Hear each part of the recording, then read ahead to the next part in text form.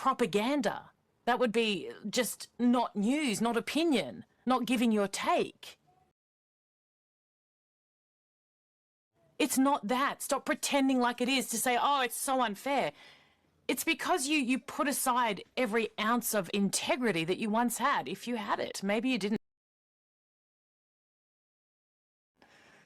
Your values cast away, morals, everything. And you said the complete opposite in too short a period of time without... Benny? I love that bit so much. Like, is Megan going to be sitting there now going, did he speak to my kids? Their families even know they're stupid. I wonder if Megan's like, when the hell do I get to move on from that? Well, let me tell you, Megan, had you not become such a useful idiot, well and truly by now, absolutely, the president couldn't care less, he forgave you. Media companies aren't doing enough to protect us. Australia's coming. If Russia's going to invade Ukraine, we have to be there for Ukraine. We have to be there for Israel as they fighting off a terrorist organization. Colleagues, Australia's coming. We're going to continue that conversation on how we're going to help. It's a race against timing. It's a race against timing. It's a race against timing. It's a race against timing. It's a race against timing. It's a race against timing. It's a race against timing. It's a race against timing. It's a race against timing. It's a race against timing. It's a race against. It's a race against timing. It's a race against timing. It's a race against timing. So you don't have to be a mind reader or a mathematician to trace back the elements that causes peoples to sin. Sin itself is a controversial, misrepresented and,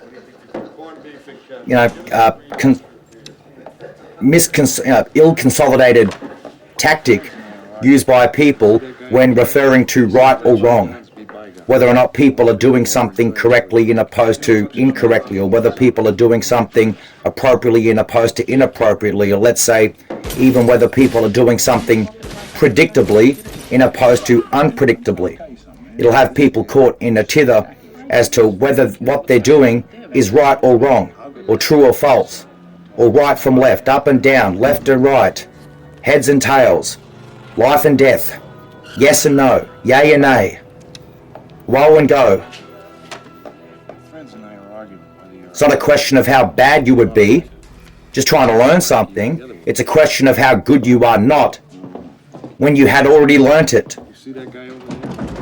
So it's like that when you're looking at a calculator where it's got sin, cos, tan, tan, sin, cos, tan, sin. You ain't done that for years, Frankie. I don't understand the sin. Sin isn't a question of how bad you are, having not learned something. Sin is a question of how good you are not when you had already learnt it. Pull up a chair, kid. We can holler after that. So it's like your personal best, but at the same time you wouldn't have to overexert one's commentary or thinking or storytelling exercise in order to consolidate one's fears and hopes that what they're doing is right or wrong, or true or false, correct or incorrect, appropriate or inappropriate, predictable or unpredictable. And it's the United States of America and Britain that cause Israel to sin. But keeping sin aside, you might say, what is it to look at the nature of sin and contemplate one's fears and hopes when it comes to determining right from wrong, true or false, yes or no? It might be that in more serious battlegrounds for the truth, the whole truth and nothing but the truth, it matters not what people think. That's why truth can be documented, or truth can be experienced, rather than continuing to be pressed, where we get the press, the mass media, or media in general. And this is the disturbing trend in a world that relies so heavily on stories and storytelling exercises, rather than what you would expect those teal level defense strategies, corporate defense strategies. You can have certain levels that you can go up and up and up until you reach no further, but tell me that every level from the ground up or in between, wasn't equipped in which to deal with anything that's brought to their attention or having to deal with it. You see a world where public appeal has turned into internal review. And rather than actually servicing public appeal with their teal level defense strategies, they just conduct an internal review with their own administration. A bit like rolling the eyes over in the back of your head and flickering through the levels, flickering through the stages, while they just flick their eyes over in the back of their head, like in order to take action is some brain fart. And so if a decision is made by a corporate level, a teal level defense strategy in corporate Australia, whether it's executive level, prejudicial level, or at a legislative counter, you might consider yourself hard done by or a victim in the end, whether or not you get the appropriate outcomes in which you were entitled to, albeit too busy claiming or servicing as a result of siding with so-called power brokers, siding with people that ought to be doing their job correctly. But the preceding narrative says that you've taken it out of the equation before the ball gets rolling, before the calculator gets played with, before the history books get acknowledged. And just like real account of what happened when it did, because if administrations were doing their job properly, you wouldn't have to go to such lengthy, time-consuming, expensive, somewhat, exhausting exercises with teal-level defense strategies. It's one thing to have internal reviews, but when you can't fill out paperwork correctly, it's the same where relaying the symptoms to a doctor is the same way with having to punch the numbers into a calculator.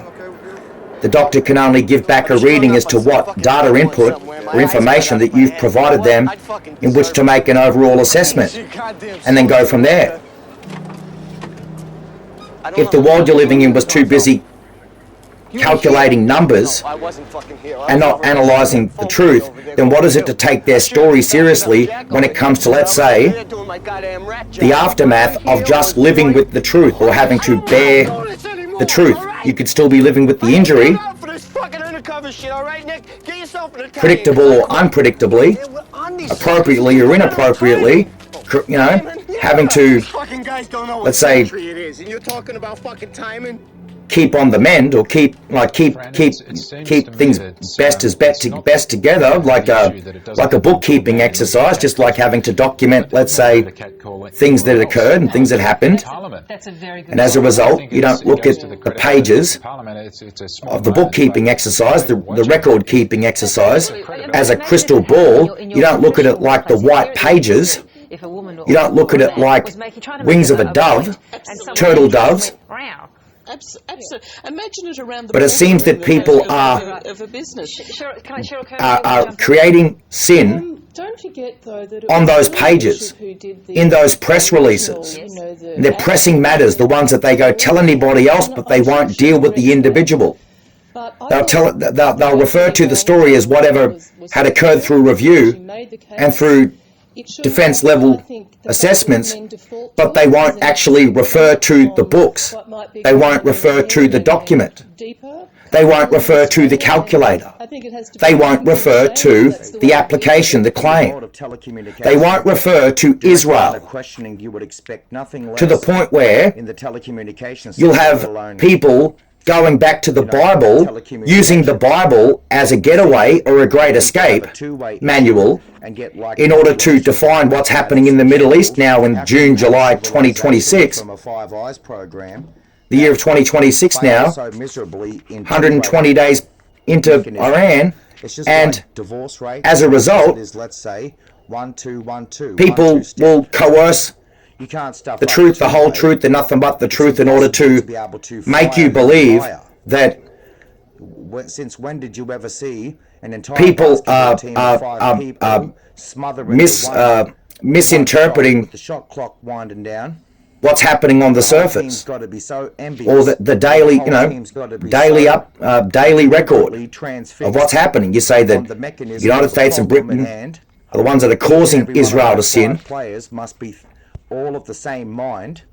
And you might think that America relies on Israel for its survival, but you're telling people that Israel rely on America for their survival. One thing to say you've got a ticker, a clock ticking, it's actually but you've got 2 feet. Israel need to escape the clutches of Great Britain and the United States. Why would people be in order so for them excited to make solid decisions that protect themselves and their fellow neighbourhood? Well, you see because it's the US and Great Britain, for starters, who cause Israel to sin. 5 puppies, 5 children. Sin is not a question of how bad you are. Sin is a question of how good you are not. And it's like that where you have either learned something or haven't learned something. You still haven't learned the truth or been given the facts or the truth, be it told, even be it told.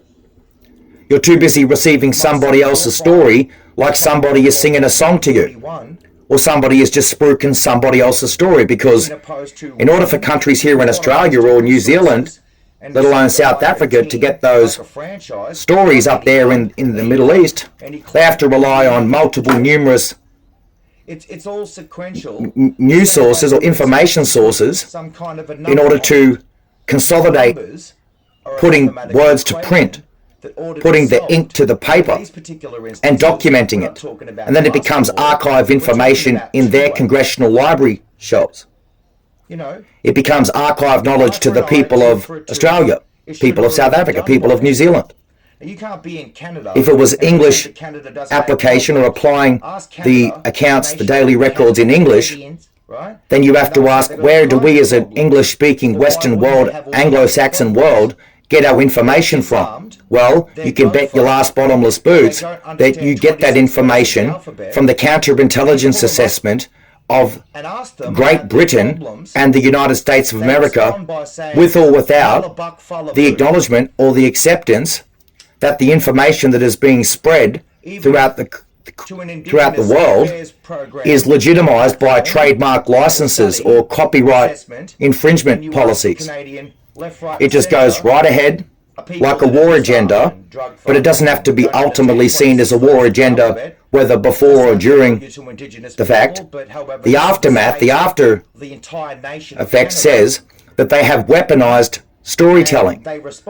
And so you can see in the English-speaking world, they are the ones solely responsible for fast-tracking the weaponizing of stories, like it's actually an intelligence, it's a special armed forces. They're armed with cameras and microphones on the ground, but they're also armed with broadcast distribution and exploitation footage licenses in order to procure any immediate circumstance in which the people can be faced or fraught with giving daily record or daily news updates, rather than pretend that what we heard happening in the front bench ministerial cabinet of Canberra's in government, or the government in Canberra, the media jump on board and just tell you all day, every day what they think.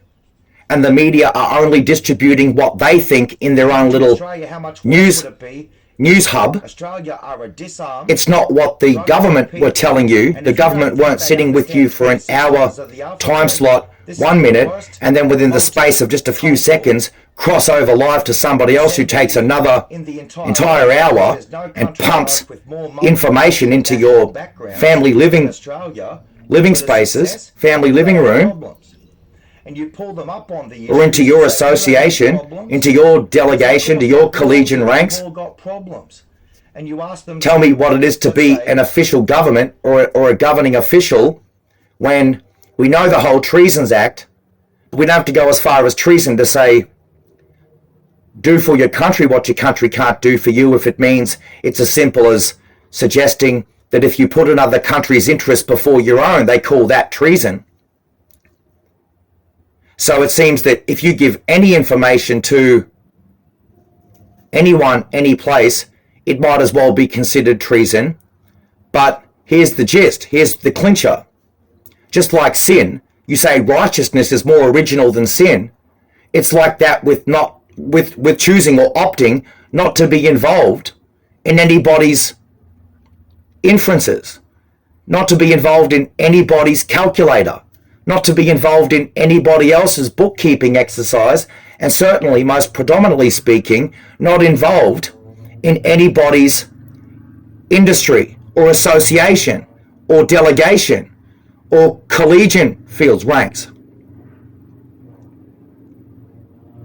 Now, you could be on parole, even life on parole for some, and part of the court orders is that they have no contact with the police or the media. If the media were found breaking those laws, and next minute the police are breaking those laws too, at what stage did you not just only rely on just a story in which to keep pressing forward and get by with? If it means stop and service the media, stop and service the police.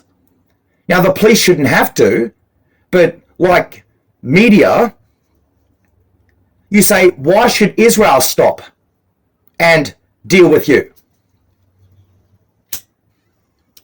When they shouldn't have to.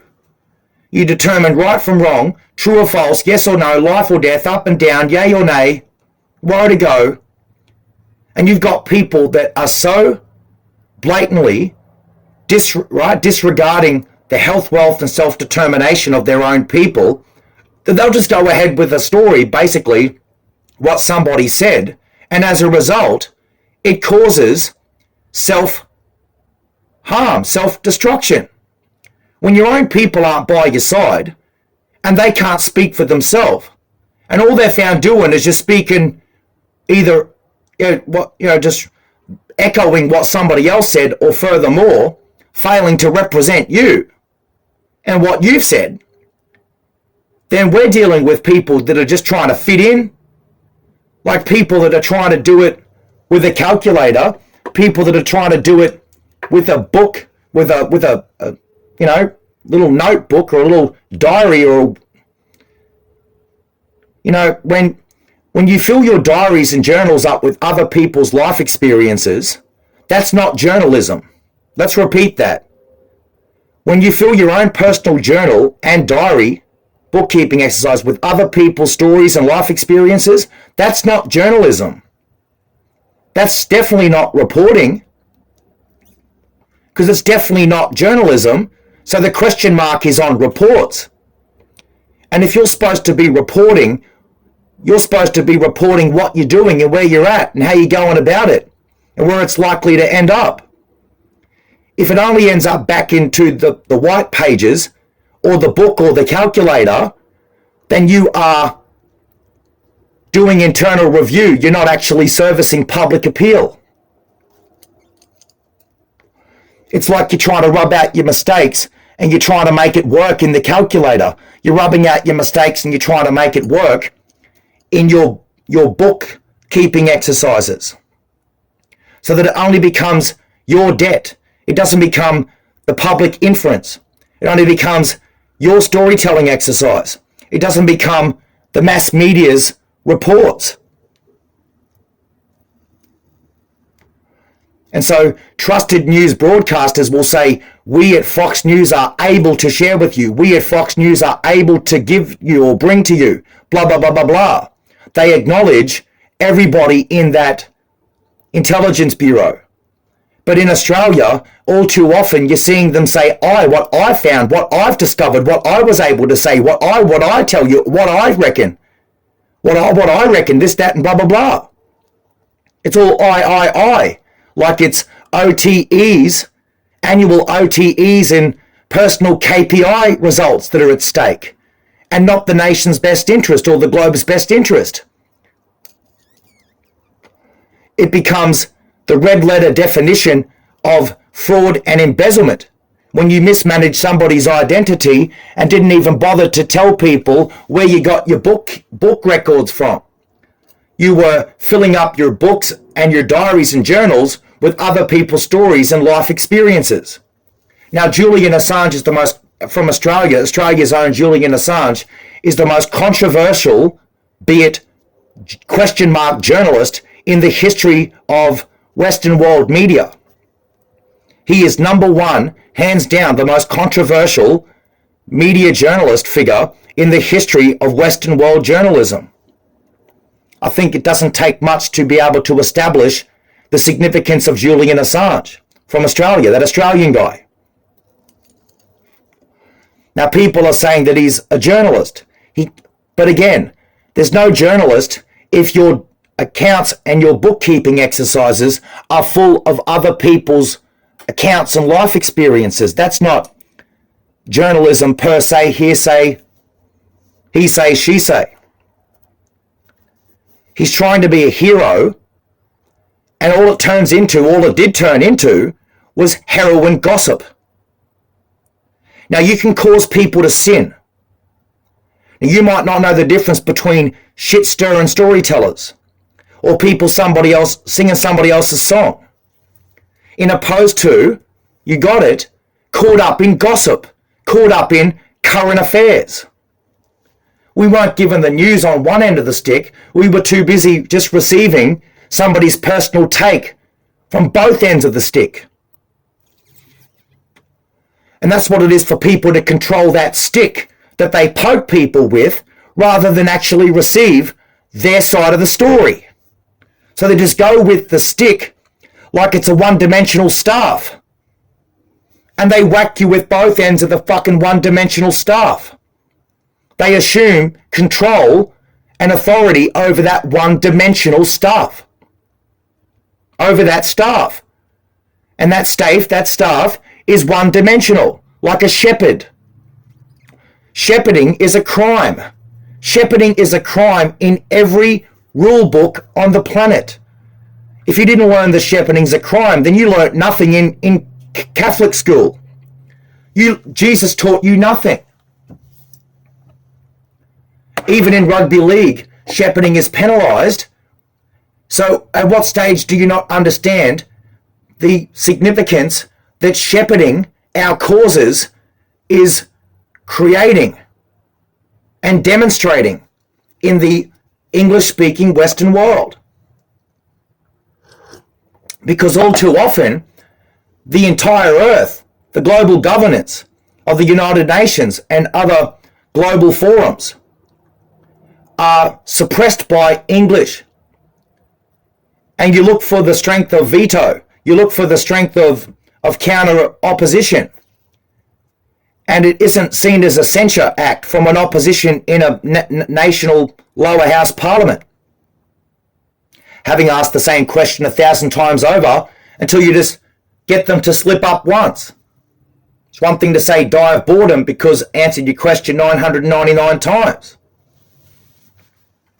To answer your question 1,000 times and wait to slip up just one, you'll turn it into 1,001 rabbit tails from that point.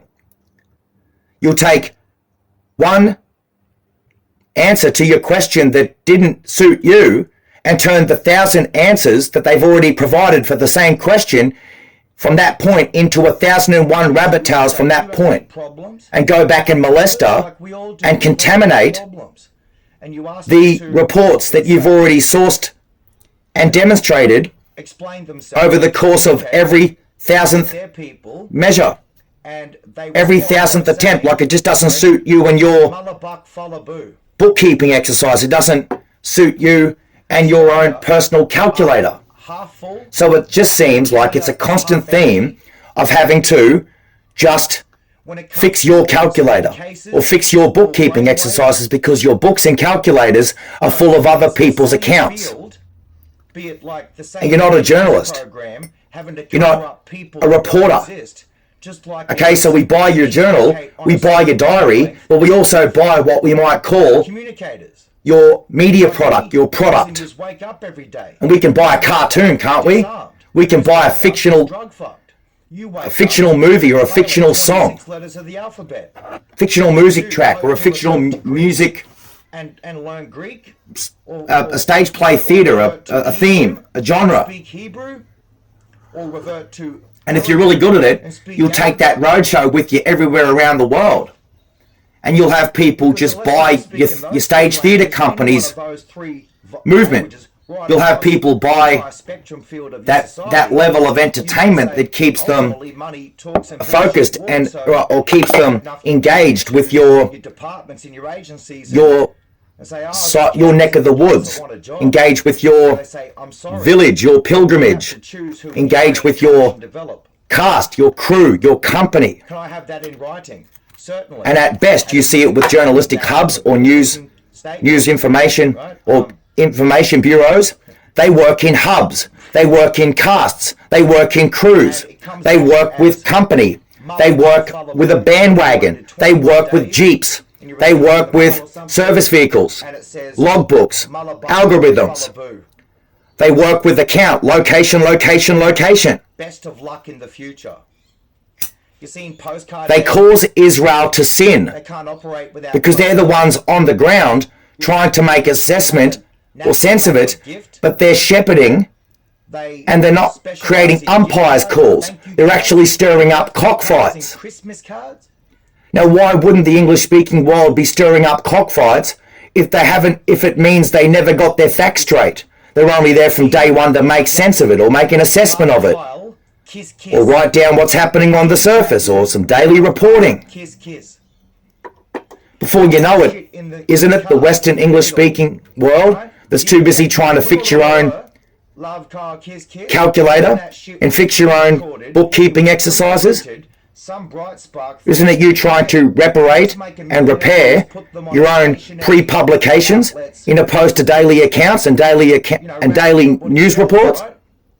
And sell them for $4.95 each. So therefore it causes the nation of Israel to sin. Would you be to sell a cardboard product, and rather than look at every exercise by Great Britain and the United States counterintelligence of those cardboard right across the earth, right? Ever since they warred terrorism, or went to war with terrorism post 9/11 in 2001 from the New York Trade Center, World Trade Center, and the US Pentagon, the Western world, pumped into the economy, we have bared nothing but unmitigated disasters everywhere they've put their boots on the ground.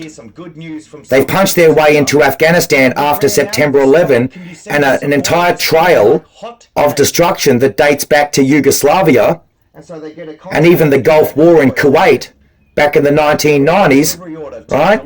Which demonstrates that they're not actually surfacing the accounts. Those fucking cardboard products are taking. They're just basically squandering they're squandering what's happening because they're creating or causing people to commit sins just by a lack of accountability. You're the ones that punch in and say you're going to help everyone. You end up with an intelligence counter that I shit you not. In the end, just turns into some storytelling exercise rather than just go with the facts on the ground and factor it in. It's not even a drop in the. But haven't they weaponized stories? Hasn't it been the English-speaking world that at front and center, the cause of all, let's say, storytelling and bad publicity and bad media sources? And if it ain't one thing, it's another. They'll take what happened, they'll make a movie out of it anyway, they'll make a song or a series or an album anyway, they'll even make social media these days, they'll make memes and GIFs and gaffs, and they'll create all kinds of brain-dead redneck assholes out of it, which is where platforms like TikTok and Instagram and Facebook have been front and center, some of the world's worst applications since mass media began. Nothing is for free, and it's been a term thrown around for a long time. Nothing is for free. In Australia, when you the red letter definitions or the red letter traits that people are standing beside is just toppling every regime and creating unmitigated disasters. Now, whether you call it strategic, it's not. Whether you call it circumstantial, it really isn't.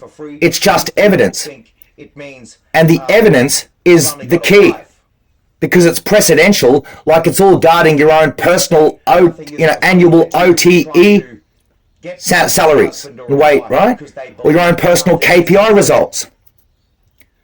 And you'll say, as a country, as a people, as a so-called intelligence sector, tribes or nations given authority and licenses in which to bear the permit and the warranted practice, not on the same page. that And if you had to ask that- them to explain what that you have a right, you have a God-given right in which to do so. Nation like dual circumcision systems or for husbands and But what you see is what you get. No, it's what you have.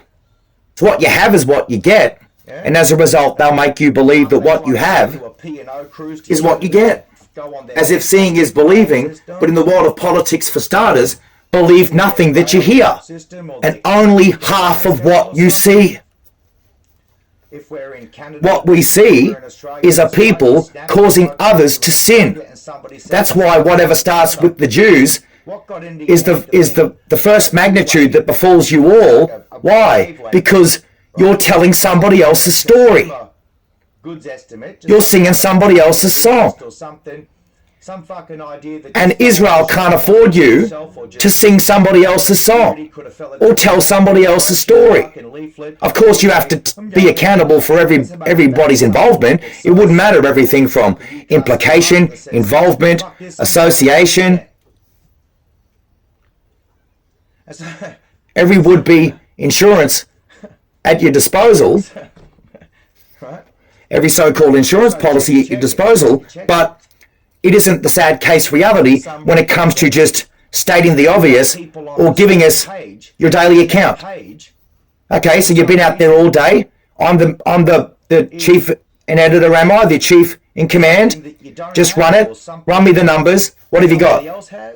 Any manager would say the same with every sales team. With every sales pitch that was pre-programmed into your noggin, there or it's not there. Into your forward pressing, Telecommunications counter, processes will allow you to believe that it's there, but it's not there. into your staff, and you get what you're given. What you see is what you get, but they'll say what you see is what you have. There's a lot of work to do in the meantime. Why would it be? Why can't you just get it all solved right then and save everybody the agony of having to squander through the fucking days, the hours, the weeks and the months ahead? Why can't you just give us what happened right then and then? And inside it says some shit like, thank you for being who you are. You can't because you might be mistaken. You can't because you might be telling a lie.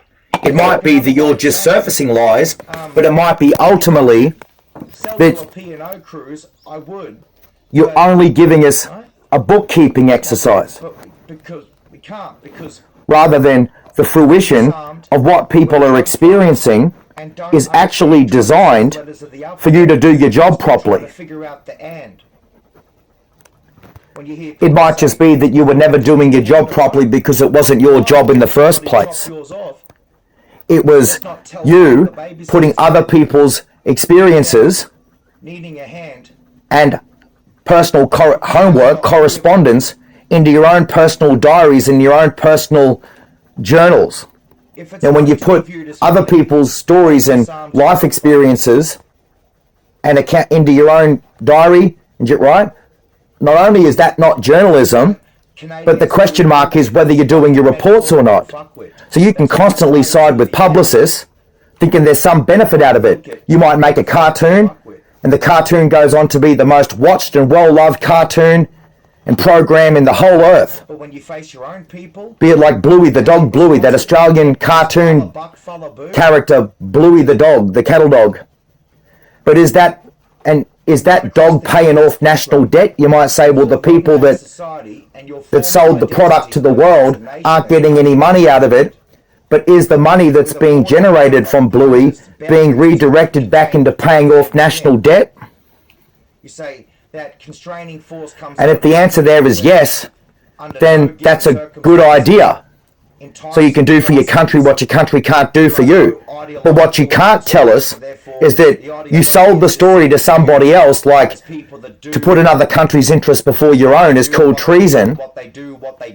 You sold the product, and as a result, go ahead and give us the story about Bluey the cartoon cattle dog. Like, take your word for it. Why? Because we can't take your word for it, because it's not your product anymore. Because you actually sold it.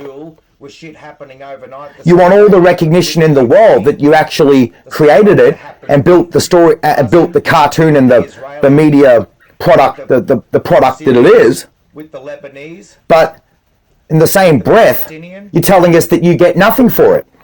And now with ultimately... The ABC gets nothing for it. That up to some $2.5 billion worth of auto-generated wealth is created off the back end of that cartoon character, that Australian cattle dog, that Bluey cartoon, and not a single $1,000 brick or bracket comes back to the Australian creators, the inventions, the copyright owners. $2.5 billion just scattered across the earth like it's the heart and core of embezzlement. Like, why doesn't somebody give us the story now as to who is that fucking cartoon dog, cattle dog Bluey? Oh, it's from the land down under. It isn't. No, you don't. It's not from the land down under. They're receiving it overseas into their family living room spaces, through their own televisions and through their own online cable TV options, through their own subscribers lists and options. There's none of those jobs are left. It's no longer an Australian product. And when you ask for services and updates, like security updates to your computers and your PCs and your smart devices, or these handset devices, tablets, touchscreens, and mobile phones, cell phones, is not the security update then and there every month putting another country's interests before your own? Because how does the phone think? If it was going to update on a foreign country's behalf, you would never be able to just keep it untampered with and untouched and just utilize your own personal security features, your own personal security measures. That's if you were speaking Greek. It's bad enough that every keystroke into a keypad is attached to some kind of a document reader. So be it like a Bode or PDF files or Word documents, text documents, is all being controlled by online data ever since time began. It wants to know every document that you put into your archive files, through Microsoft controlling the text document or the Word document, or whether it's other proofreading document software, or software, right, that can read it and run it. You can't just do it on your own accord without having to provide some kind of a sign-in account feature or logging in to a certain account. Then when you log in, every keystroke that you provide is like providing information to a foreign country. Or a promised land of motherfucking Egypt. And they watch it and assess every story that you tell. They watch and assess every news, every document upload that you're watching online. But again, it's all having to buy into their intelligence sector and not go with your own service reports or your own correspondence. They'll say that some of the smartest, most intelligent, most wisely educated people in our world do it through correspondence school at home. So therefore, what is correspondence? You wouldn't have a people, your own nation, literally thieving your homework if it meant, have you ever seen a setting for homework theft in your life?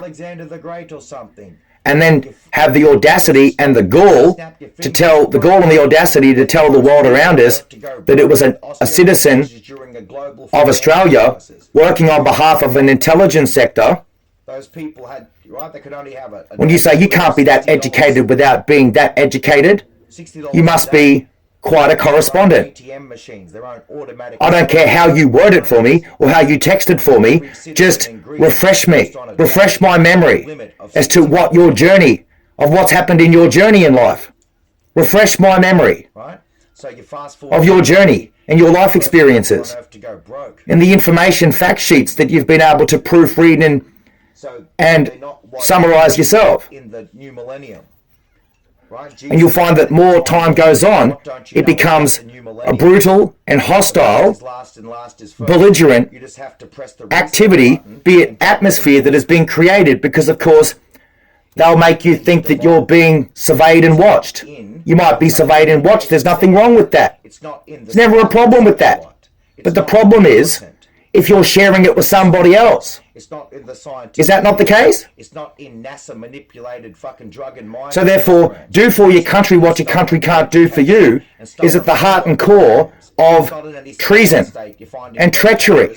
Or pocket devices, let alone I can't afford to spend another $1,000 on my country if every time I suffer a disaster, an unmitigated disaster, you can't reimburse me. Right? It's in people. But you say it's only $1,000, but I suppose you're missing the point. Well, either you have them or you don't. That it's bad enough that where did the $1,000 go? Who did I give the $1,000 to? Book of Galatians says now mediator can. If we reverse the trend, and I ask you to cough up that $1,000, one only. you say it's just $1,000. God is one.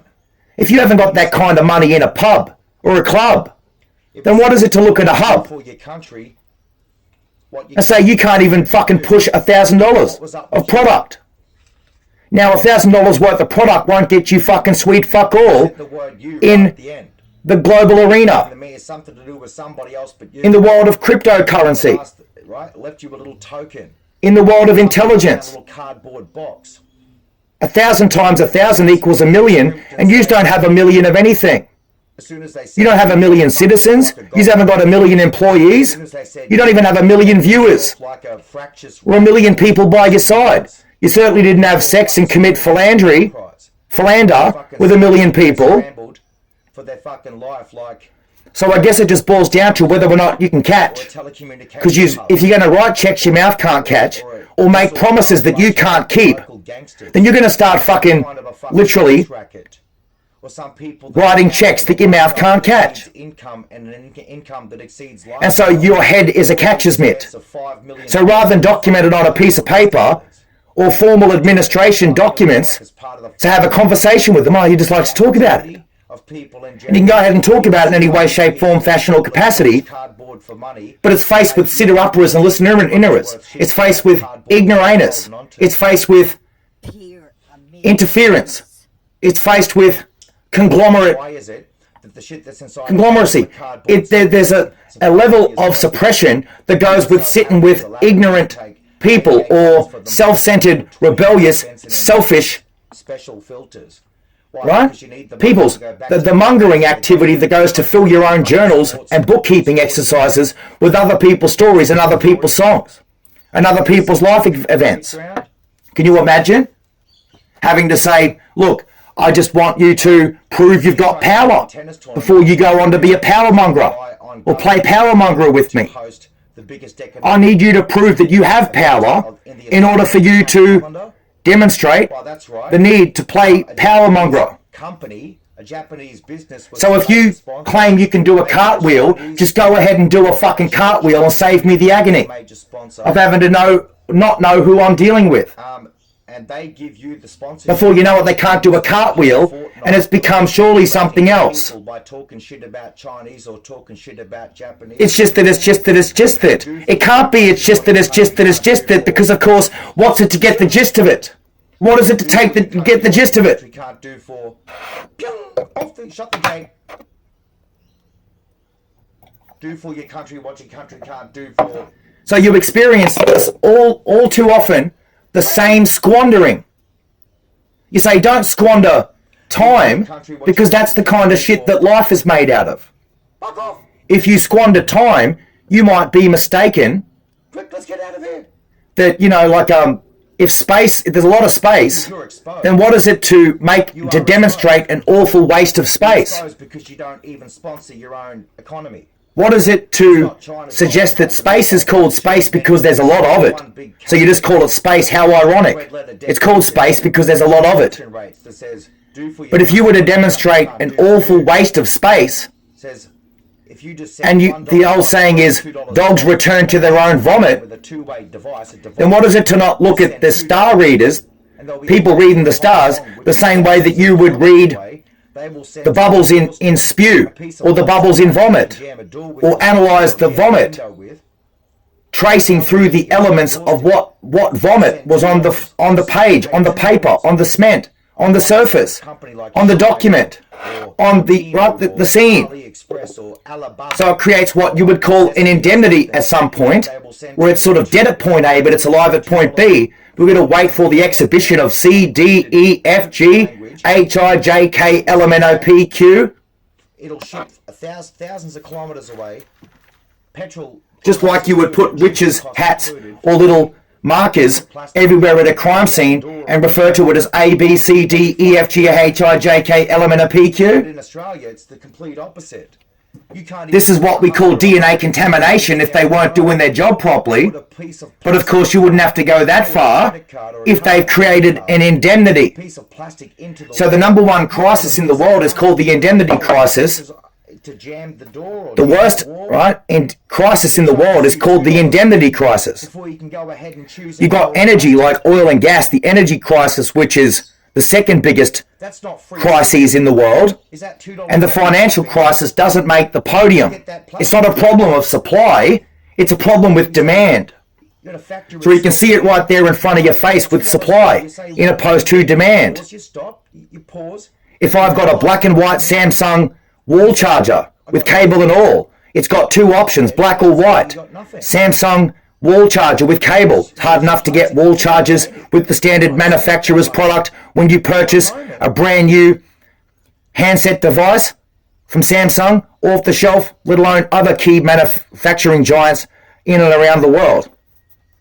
Because wall chargers have become a problem. They've created DNA scenes. It's created crime scenes. Anyway, so it's got black and white options. Samsung wall charger, a black Samsung wall charger, a white Samsung wall charger. The black Samsung wall charger and cable, $7.99 here in Australia. Same distributor says that if you want white though, if you want a white Samsung wall charger and cable, it's going to cost you $24.99. Now see the difference between black and white there? Or be it just two different, it's the same wall charger, just a different. It's not a supply problem. It's not a supply problem. It's a demand problem.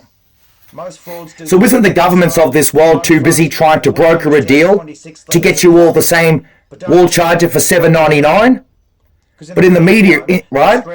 It's not the government that's selling it to you for $24.99. It's the little third-party distributor, be it like the media or people that conduct these little small medium enterprises or these storage warehouse facilities that are separate from government, because all government's job is to regulate the finances, regulate the monetary system. So it's like that with essential service gathering, right? It's heavily regulated, and you can't really move the dial, the needle, when it comes to petrol stations these days too, just like it does with the main supermarket, grocery, and essential services providers. It's so heavily regulated, they get pulled up real quick and the government come down on them, let's say, like a ton of bricks. What's happening to people in private is what's happening in is a real correspondence report. That in private, they're being price gouged for some $17 because of demand, not supply. So defraud. So you could have bought 3 wall chargers, but instead they're just providing one. And you're buying 3 wall chargers and extra. Where did the extra supply go?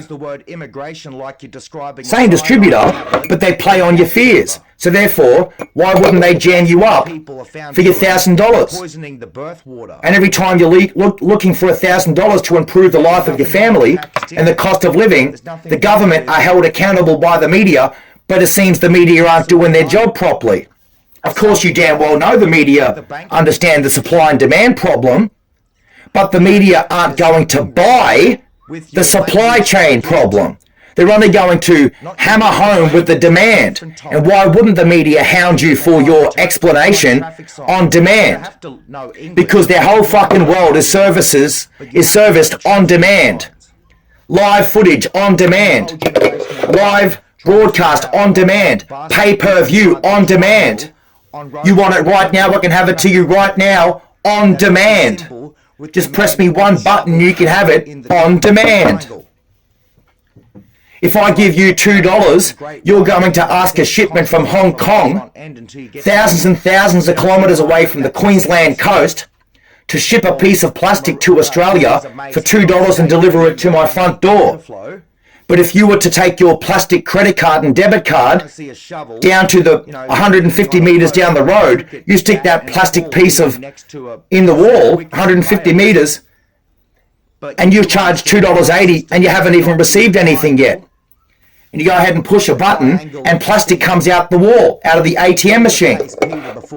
Now what is it about supply in opposed to demand? To say you're looking to go cashless, but you're too busy trying to save and salvage your cash options on hand. If it's all plastic, is it because Australia doesn't have any plastic? Because Australia have to make their money out of plastic? You've had a plastic problem for yonks, and so they're betting and banking on giving Australia just one piece of plastic, an everlasting lifetime supply, in a little piece of plastic called a credit card or a debit card, a banking ATM card, FPOS card, a credit card. That piece of plastic came to us from Hong Kong, didn't it? We have to learn that even that banking institution card, that debit card, that credit card, that reissuing of a replacement card, electronic benefits transfer card, was all being serviced by a Hong Kong administration and the likes of others too, be it the US and be it Google. The ball of the heel of Jared Haynes' foot on the line is called... We're actually receiving our cards from a closed circuitry directories, and the directory makes the decisions of how far your card can go. So if your card had the numbers equivalent to international overseas directory, you can look at the overseas directory hotline to Australia. If it's local, you ring 13 or 1300 or 1800 to a local service provider, be it the national departments and agencies that work for Australian citizens. If your banking institution numbers, your credit cards and debit cards have numbers that literally incorporate overseas international phone line numbers, then of course your identity is being sold online through a fraud operation through your local electorate. Your electorate has sold your identity online overseas. The culture that says it's out of my control. Because every time you make a purchase, it's just like every time you press a button, every time that you tap and go with it, paywave systems. Every time you punch in your own password. I just play here. I didn't invent the rules, I just live here. You're tapping in a password to a closed circuitry account. You're literally conducting an overseas criminal people smuggling. Right? A chain of fraud and embezzlement. Because your numbers should not contain any chain of three numbers combined. Three numbers, three special characters in sequence. Google only allows you to have a password anywhere from 8 to 32 keystrokes, and it must comply with 6 letters and at least one special character and one number, one numerical number, but up to 32 keystrokes and spaces. Prior to which, Samsung only had 15 spaces for their email addresses. Their email passwords. Right? Until it became 16. Anybody that knows Samsung Galaxy range back in 3G, when 3G was global and exponential, Samsung only had a total of 15 keystrokes for their passwords until it became 16. So that's why people were pushed out of their accounts and had to reset their password. Right? Because Samsung kept it nice and neat within 15 keystrokes. So if you ever found yourself putting your password into a Microsoft email account like Hotmail or Yahoo. It was all through a Samsung device or a PC back in the day when you first created your account with MSN.com or Yahoo.com, through at Hotmail.com, Hotmail or Yahoo or MSN, Hotmail. You would have probably done it through Channel 9 MSN.com, and then Channel 9 become the actual custodians of your online identity, and Channel 9 News Network can be traced back to selling your identity overseas. Because you created your account through 9 MSN. You created your account through Channel 9, through their divisional branch of Yahoo and their divisional branch of Microsoft. Have you seen Channel 9, Australian Channel 9 News Broadcast Network Agency of recent years, right, subsequent of COVID-19? Have you seen them go all in with Microsoft? Well, unless you were living on another planet or crawled from underneath a rock or something, you don't have any... You say you're causing Israel to sin. If it was America, you're causing Israel to sin. The national server that says you do what you do to Chinese Huawei and other telecommunication giants in the world, you take action to prevent the active online use of Huawei products for national security purposes here in Australia. Apart from looking at it as self-inflicted harm and endangering your people's lives, not from any military perspective, that comes later.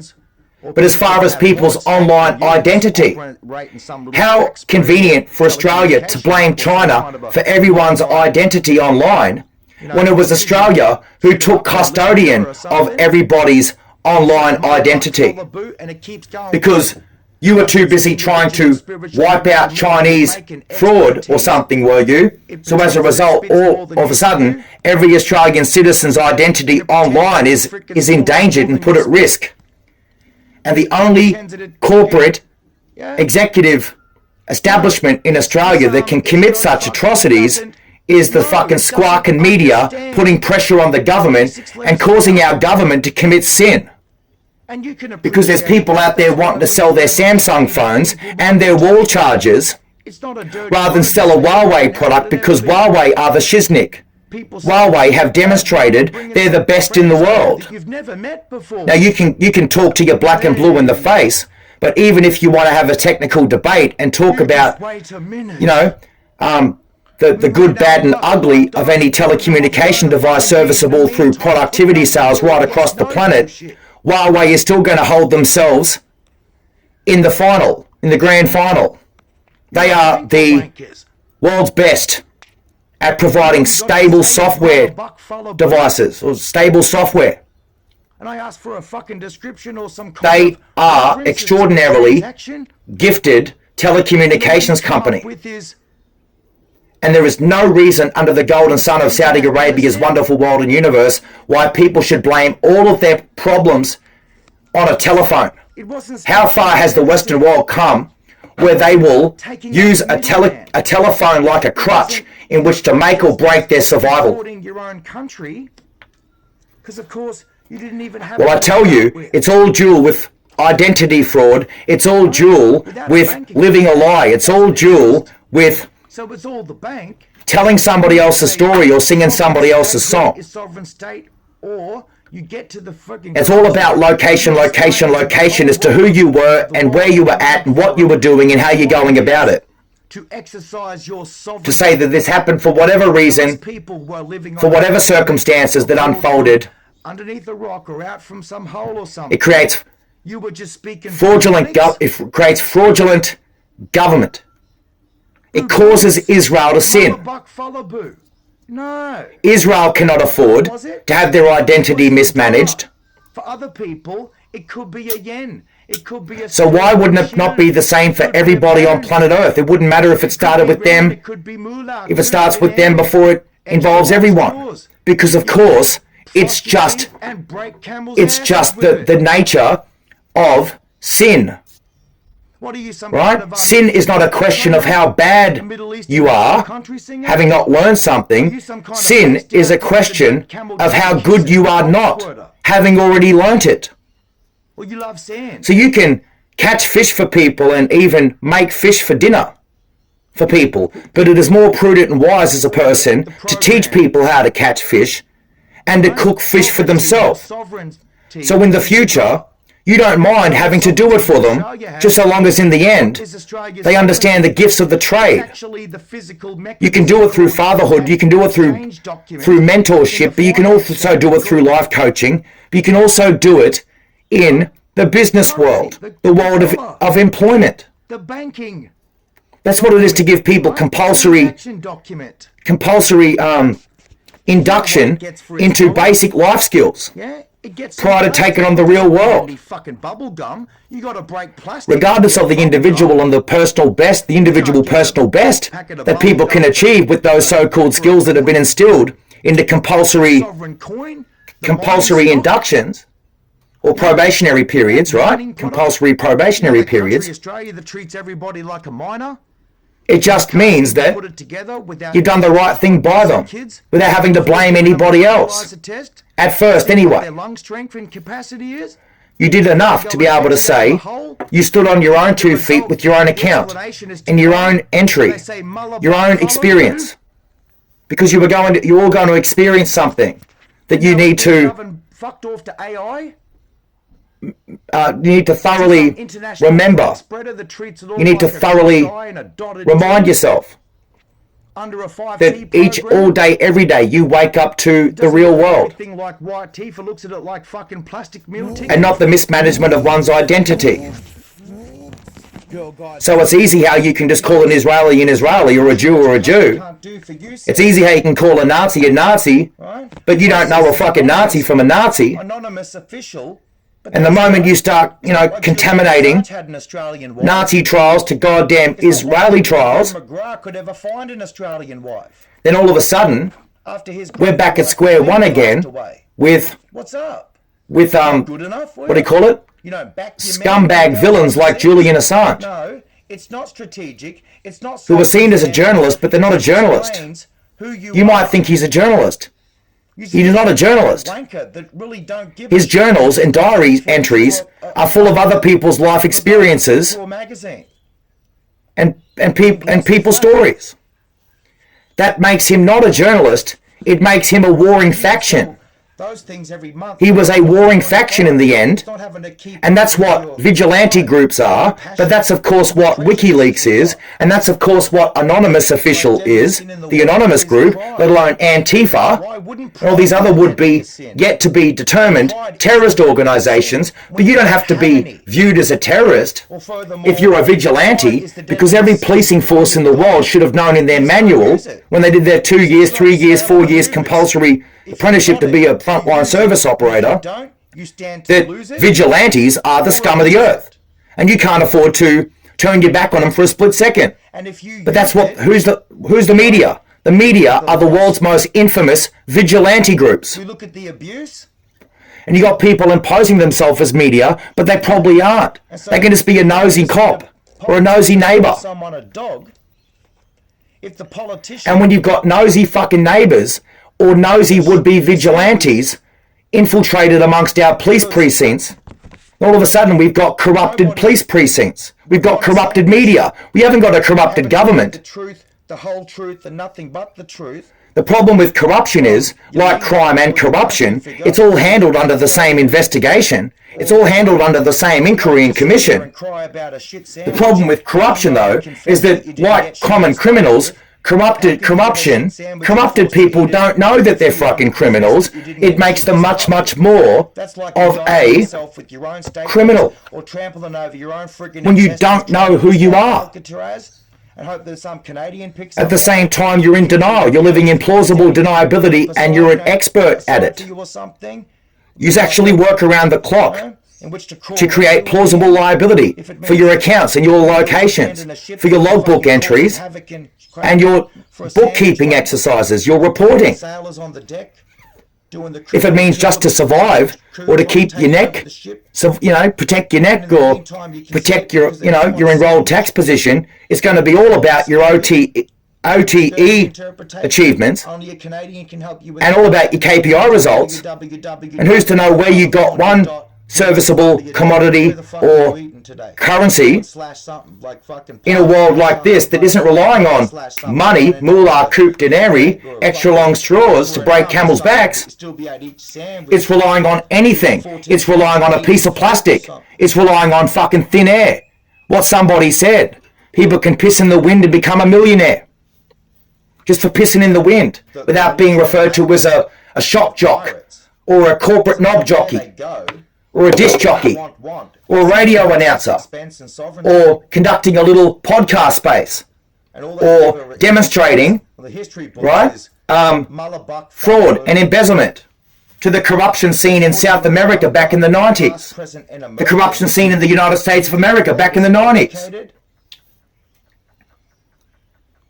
Right? Surveillance state isn't a police state. A surveillance state is a downgrade from a police state, which makes it much, much more corrupted. Because, of course, you can't take anybody else's word for it. You're too busy running 24/7 footage, are we? But, of course, you'd run 24/7 footage if you need live broadcast at a moment's cost to give us the World Trade Center, or to give us Tiananmen Square, or to give us October 9th, or to give us something much more disturbing, which is only a matter of time now that it's Saturday, June the 20th. When they become 18, supposedly they don't need Or a master in their be life. it Friday, June the 19th, you reckon? No? Saturday the 20th of June, 2026. Has a brutal white master from Britain, and he's brutal. Yeah, sin, you're causing people to sin. With every good man, there's a Sin is not a question of how bad you are. Sin is a question of how good you are not. The Bible says righteousness is more original than sin. So therefore, in a nutshell, why would you have a problem with what the Bible said to anyone? But you shouldn't. But here's the problem why foreigners around the world with other religions have a problem with bibliography. Is that like location, either you understand where you're at and what you're doing and where you're going, how you're going about it, or you're just an outside influence. Why would you need an outside influence to confirm what you've already done or what's already happened? Might it be a plot and scheme in which to reveal time? Because, of course, if you say that your God is so good and great and lovely that he loves everyone and knows your name and is willing to receive your prayer and turn your sins to benefits, turn your dark world to light. Looks like an ancient. You can always get into that. I've got a writer's block at the moment, right? Just thinking about it. So excited. Then if God loves each and every one of us, then he absolutely loves Muhammad. He loves Muhammad. He loves Buddha. If I hear in the same breath and context that your people don't like Muhammad, then you don't represent God, because God loves Muhammad. He loves all of his creation. You said it in one instance. In the next bloody breath, you took it away from the very people that God loves. And he loves all of his sons and daughters. He loves all of his creations. So how can you be a hypocrite so quickly? Because if you're going to side with the people that pretend that God Almighty doesn't love us all, then all of a sudden you're just in it for yourself. You're just in it for your own bookkeeping exercises in your own calculator. Because they're always creating trouble. God loves Muhammad. God loves Jesus. God loves you. But if you're not going to be there for me, you, or the gatepost, I don't need to hear how you're not going to be there for Muhammad or Jesus. It's self-explanatory. Do for your country what your country can't do for you. You're just corrupted. You're just a hypocrite. You're just telling somebody else's story and singing somebody else's song.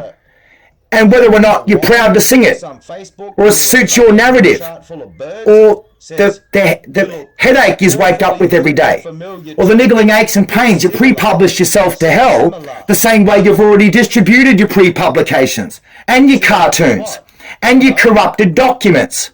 You don't think that cartooning politics is a corrupted document?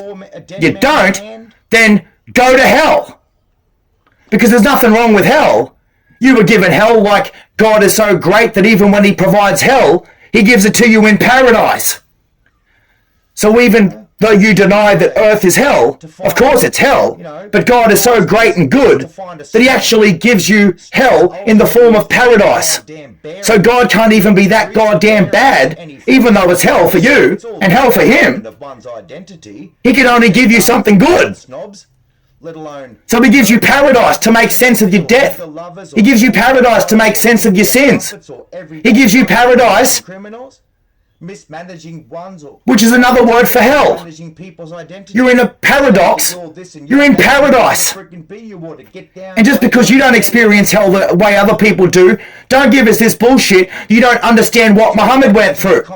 Don't give us this bullshit now. You don't know what Jesus went through. Because I don't want to hear what you did not go through. I need to hear what you went through if it means I give a damn about knowing what you went through, knowing all too well that you're living in paradise. Industrial military complex or the military industrial complex. You can make of paradise what you wish, but that's not having to side with fraudsters or side with embezzlers or side with vigilantes, side with fucking half-castes, half-crews, half-companies, sort of in and out, half-asses, half-hearted, maybe, maybe not. Claiming you're so loaded, but you're worried about everybody's safety. Isn't it supposed to work better with the safety off? But what's it to give a fuck about your safety, matey? Happy to see my lady the day you cark it. Or something, yeah. SAS, yeah. Special attack. So I can't be all too quick and be happy to care about anybody else for you to speak on somebody else's behalf all too quickly. Like you're too busy trying to run a social escort. Like you're too busy trying to run a false pretense. Like you're trying to tell me somebody else's story and sing to me somebody else's song. Mate. Matey. You know, mate like boss. Mate like sidekick. Mate like offsider. Can't be so quick to be your offsider just like that, man. If it's all about your lady first and foremost and tell me her fucking life story, all of a sudden you're not even my goddamn driver. You're not my offsider. You're not my boss. You're not my fucking mate. You're too busy giving. Because what is it to look at you and say, mate, just slow down, just one thing at a time. When you ask people to shake your hand before even speaking to you, that's a dog act. But dogs do return to their own vomit, even if it's on your hands. You got blood on your hands the same way you've put blood to paper. Now you've got better options, wiping your ass with paper and trying to redistribute and resell that. The same way that you put ink to paper. The same way that you leave smudges on serviettes and wrap your delicatessen butchery in paper. You're better off wiping your ass and trying to sell that. Because it's equivalent. It is identical. The complete accountability of a people and their journeys and whereabouts, life, location. Just wipe your ass and let me read it. You cause Israel to sin. You cause Israel to sin. Britain and the US cause Israel to sin. It is the cause of their sins. They're leaving unmitigated disasters everywhere, and we're led to believe that it's all in the name of freedom, justice, equality, one nation under God, indivisible, liberty and justice. Husband's two sons were also students at a very multicultural and politically correct school. It cannot be any more clearer than that.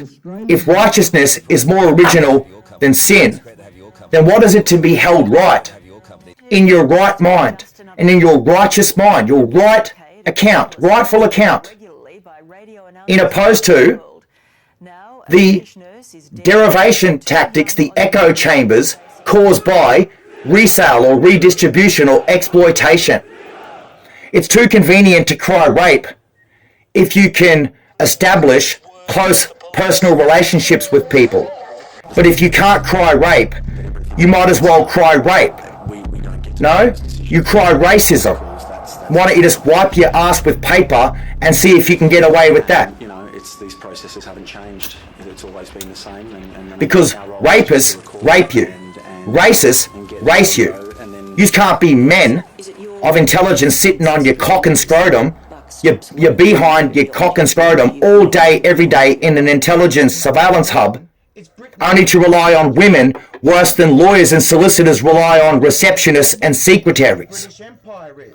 You'd be worse than a seminary who says they know everything about God but have never experienced God. People that have a degree in seminary that have never experienced God, it's easy for you to Chinese whisper with your secretary. Or to be an Indian giver to people in general. Just hang the phone up and say on a speculative basis, I'm sorry, I can't help you. The very walk-in customers, let alone people that are there to receive your help, know all too better there's not a single counterintelligence in the land or the region other than you, be it the lawyer, solicitor. Where to next? Frontline services, media, government, ultimately martial law, media, executive decisions. You can hum and hum and hum and hum and rattle off hum. At the end of the day, you don't have any people in that regard. You've just got stories that you're building yourselves up to fulfill like characters, a character in a movie, a book. India could be committing to the biggest Bollywood act in reality the world has ever saw before we talking about giving you rice. Cling wrap like Glad wrap or cling wrap. In Australia, plastic clear cling wrap film for our ceramic ware and our kitchenware to keep food preserved in fridges and other preservation tanks and preservation methods. Our plastic doesn't stick to ceramic. Above all things, ceramic is the test. You put anything to the test, and not even the leading brand on earth, the Glad company's cling wrap, sticks to ceramic. Whether it's ceramic kitchenware, crockery, or even check it for yourself. Go test Glad cling wrap on a ceramic coffee mug or a teacup, and it won't stick.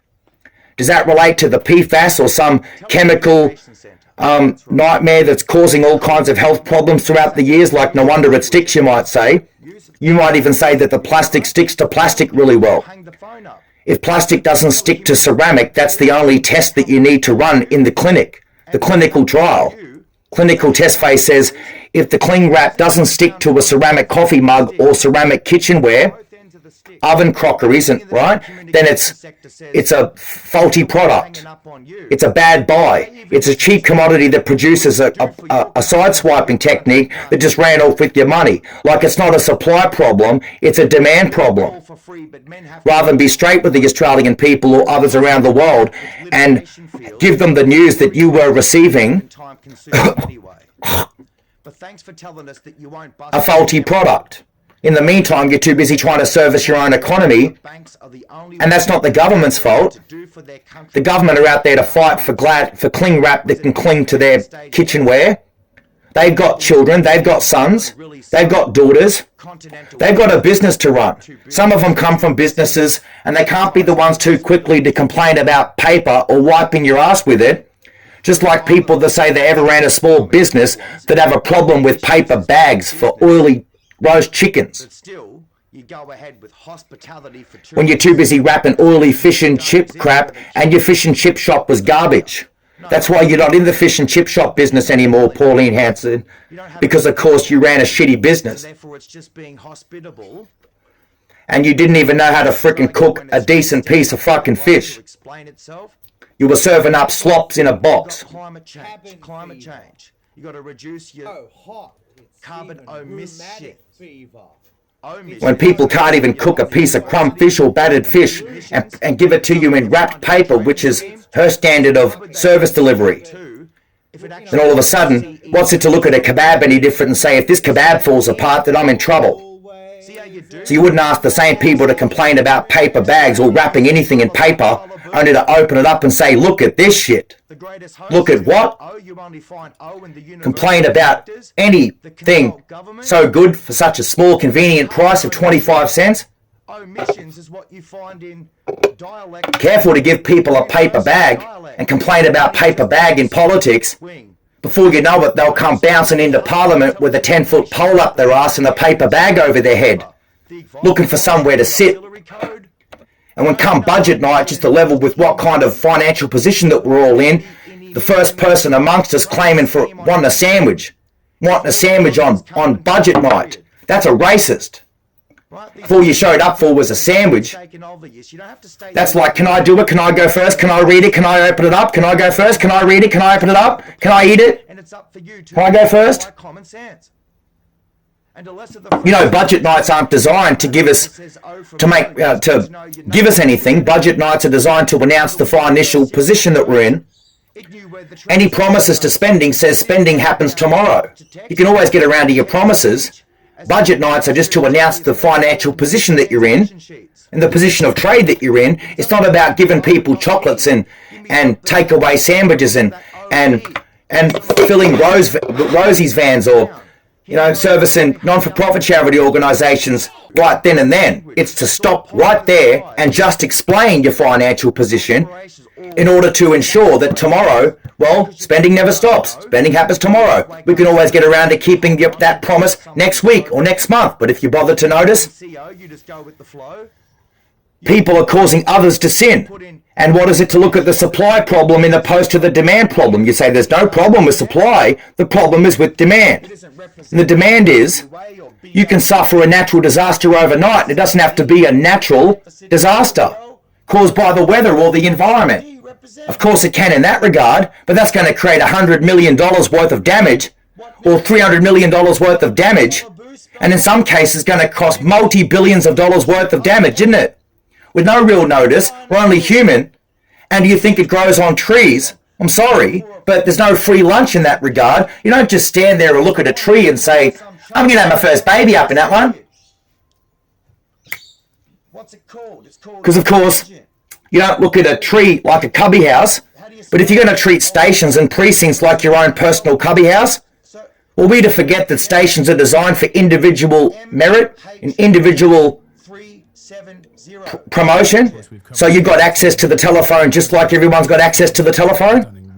You man stations the same way that every individual employee operating in that station or precinct has access to the station in order to conduct the station like a workplace environment off the back of your expertise and your qualifications. You wouldn't be found treating it like your own personal cubby house, would you? Or treating it like your own personal private stash? Or treating it like a bloody cubby house that just wants a sandwich? You've seen worse episodes in Magnum PI or some CSIRO documentary. I said CSIRO like it was important just to clarify who they are not. So it's one thing to benefit from their Bureau of Expertise or Intelligence Bureau, but they wouldn't be seen as the police precinct. They wouldn't be seen as the media intelligence sector. They wouldn't be seen as the Bureau of Meteorology. They wouldn't be seen as the New South Wales government or the Queensland government. They wouldn't be seen as the head police commissioner or the head chief health officer or government medical officer, even in, you know, jurisdictions that require processing correctly, even on a 28-day holding pattern, which is what we have to get with Microsoft, what we have to get with provisions before government, before security updates happen every month, having to recharge prepaid accounts every 28 days, looking forward to someone paying for their own fraudulence. You won't have people looking under their bloody seats in their auditoriums Huh? for chocolates. No. And you won't have No, them looking in they their wouldn't. garden for They would be the humanitarian with a humanitarian crisis. They would be the ones with a cost of living crisis. They're the ones with an energy crisis. Geez, some of you could have a crisis karma. You say righteousness is more original than sin, right? Omens are more powerful than karma. If karma was 1, omens are 1,000. Pictures tell 1,000 words. And if you haven't got karma, you've already told someone to tell someone to tell someone to tell someone. You've had to fake your identity 4 times before groundbreaking intelligence unfolds. You've got no karma. You have a crisis, an identity crisis, an identity complex.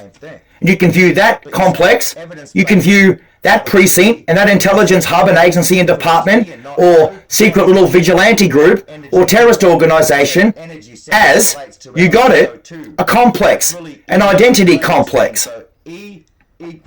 Superiority complex meets inferiority complex, which ultimately is an identity complex. It's what creates what we call the industrial military complex or the prison industrial complex, because of course the media are the only power in the world to turn the guilty innocent and the innocent guilty.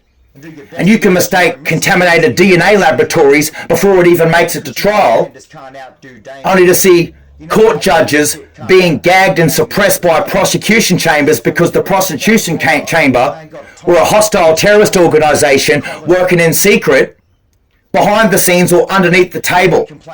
Because if prosecution doesn't have the strength in which to bring it, they're going to have to rely on a lot of fucking redacted information. You have to rely on black crimes. You cause Israel to sin. So it's not about being pro one side or pro any side. Why can't you just be pro sin? It's not what you don't know that gets you right. There's no such thing as pro righteousness. All are sinners, all are unrighteousness, and fall short of the glory of God. You're all a sinner. It can make or break how good you are not when you had learned something. So you can choose one side and opposed to the other and say, I'm not here to give a shit about the outcome. I just want to side with somebody and just, and just sit here and just watch. I just like to watch it.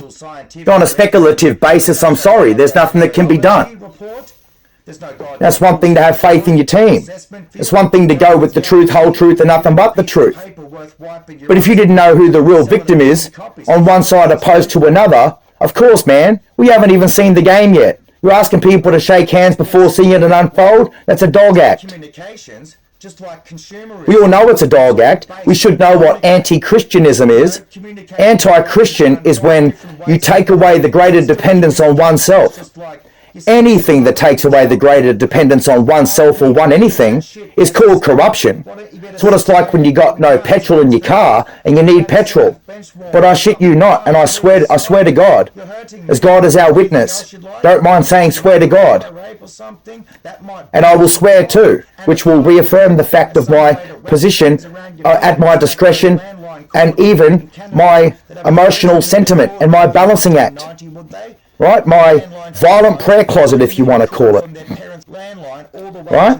Is that when you say to someone, don't, stop it, no, you can't do that, no, stop it, don't, stop it, do it, no, don't. That's all anti-Christian, believe it or not.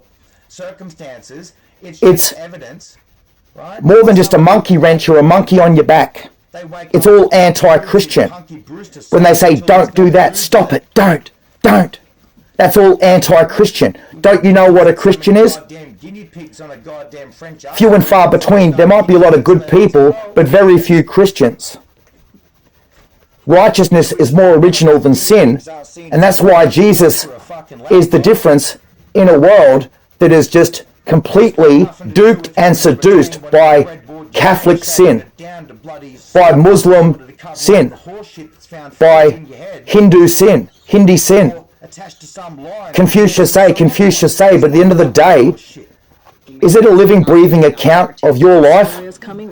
And if you went through hell and back, shouldn't people know what it's like to go through hell and back? You say, some people are so bloody good that all they put up with is hell. So good a person that hell couldn't stand them. So good are people that hell couldn't stand them.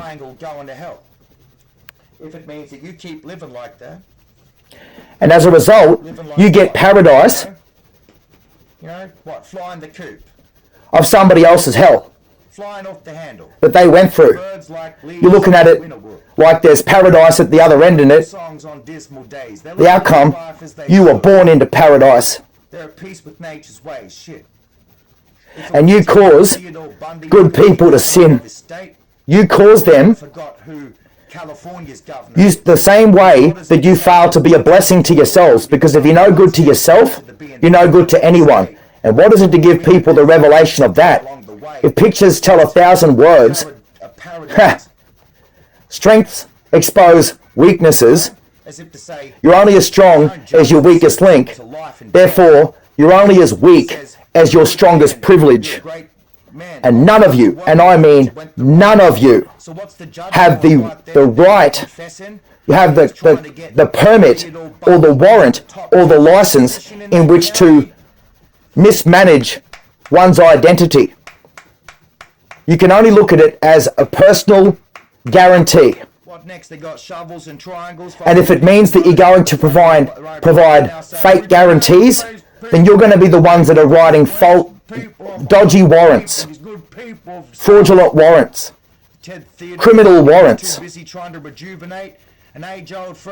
Now, your world wasn't designed for that. Your world was designed to be up close and personal and work. Which means if it doesn't work, it's faulty. Anything that takes away the greater dependence on oneself is called corruption. And if you're looking for a lie, if you're looking for the truth in which to service your lies, then you are going to continue to remain dead as a result of waging sin. You can be dead for lack of knowledge and not even understand what the knowledge at stake was. The knowledge that you at least understood what you were waging and what you were dealing. If you say money talks and bullshit walks and you didn't have any money, you wouldn't be copycatting people's traced footsteps, would you? Just like footnotes or carbon footprints. The last time we checked, you can create false alibis and excuses the same way, but ultimately, right? The fraud. If you cause Israel to sin, and it's not a question of America and Great Britain putting up with Israel, it's more of a question of Israel putting up with Britain and United States, then why doesn't the Middle East understand that in order for Israel to escape their clutches, they need a place in which to reside? They can't do it without a place in which to reside in order to escape the clutches of those evil fucking Romans. Because at the moment you deny what the Romans did to you all in the Middle East back 2,000 years ago, it's the same way that you fucking denied Jesus. And Jesus didn't come to deny you. Jesus came to remind you that he's not a Roman, and he came to remind you that he's not a Jew. He's just he's a tour guide that suffered the treatment. And he suffered the treatment in that very same precinct. The precinct of the fucking Alexander the Great. The Alexander. The Greek. Not the Hebrew.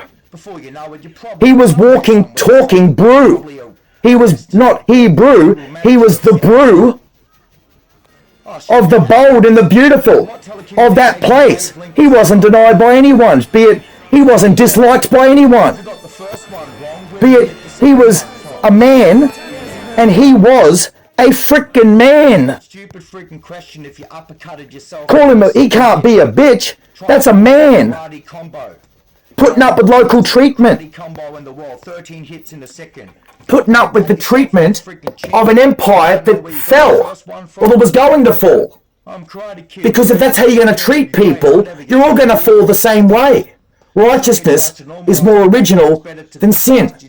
And everything is just a matter of time, not a matter of space. You get given space and say, no wonder they call it space, there's a lot of it. So if you were to fail space, it'd be an awful waste of space. It's not about space. Matter only formulates to the shape in which contains it. So therefore it's only a matter of time, just like timing. What timing to be living in the 21st century? To see for yourself that he wasn't a lie. His life was the living, breathing truth.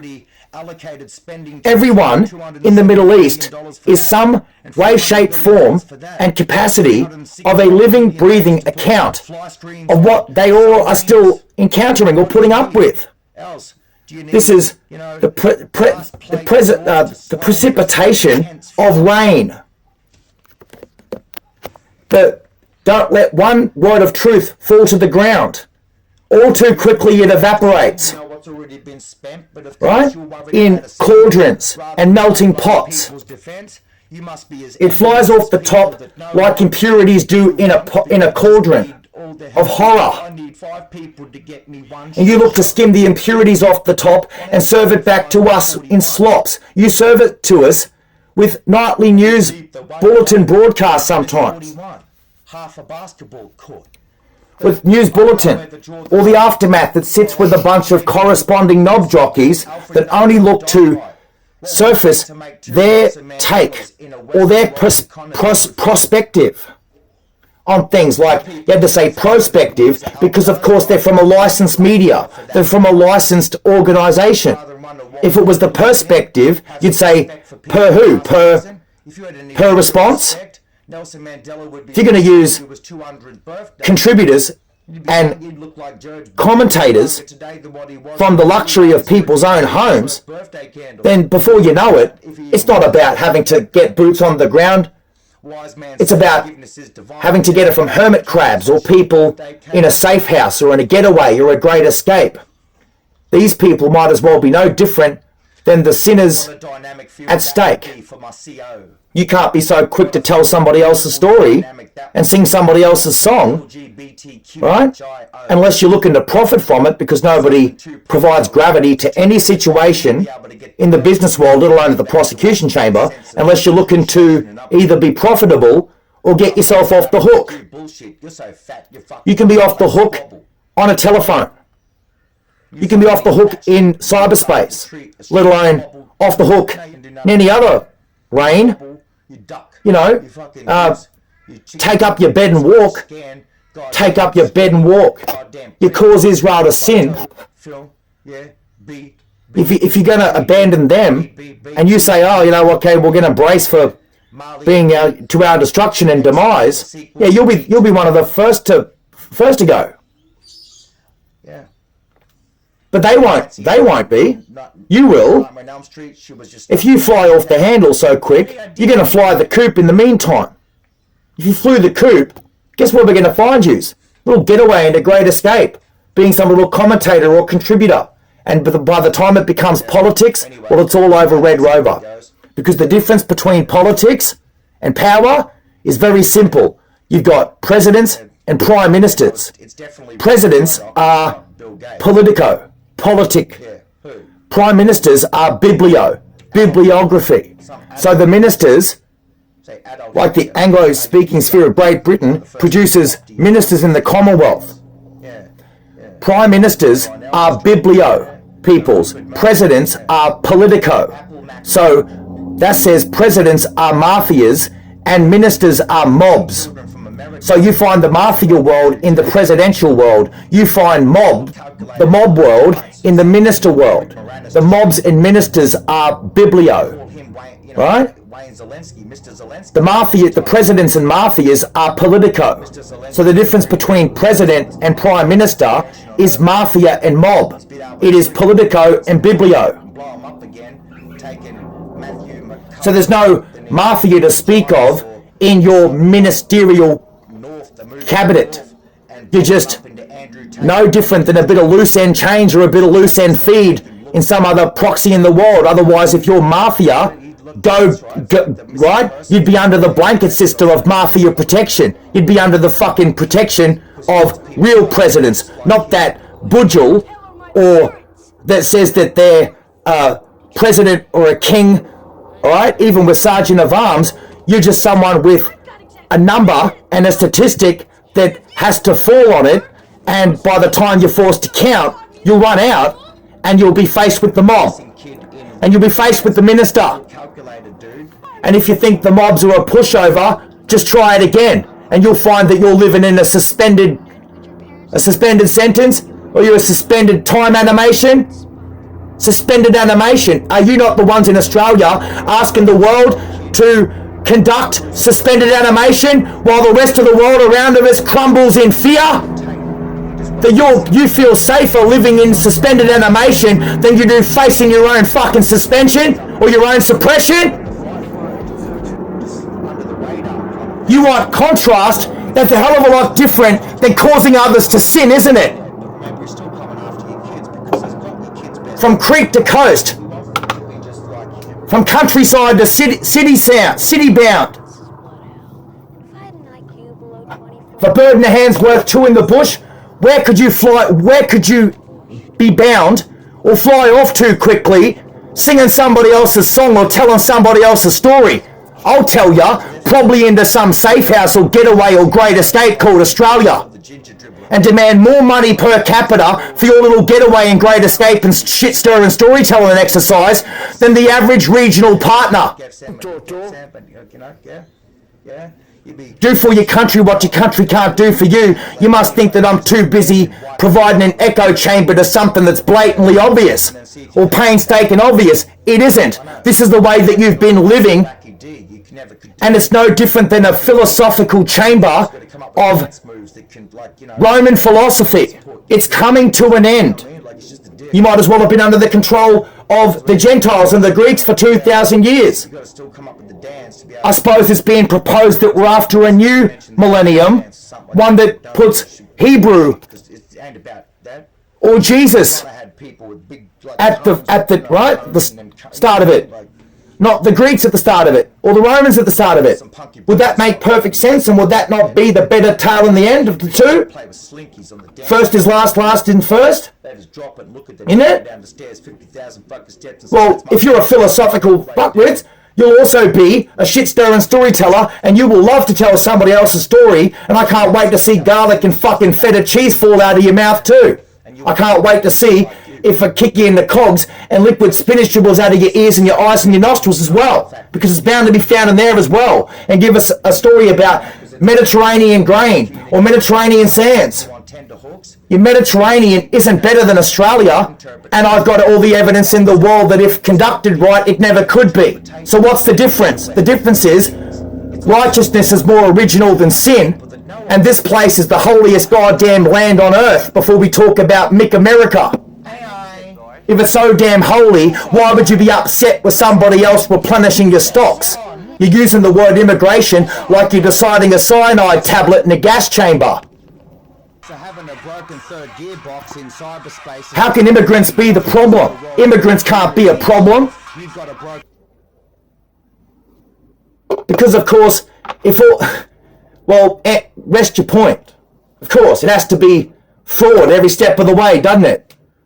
In the meantime, you'll hide behind them for a getaway or a great escape.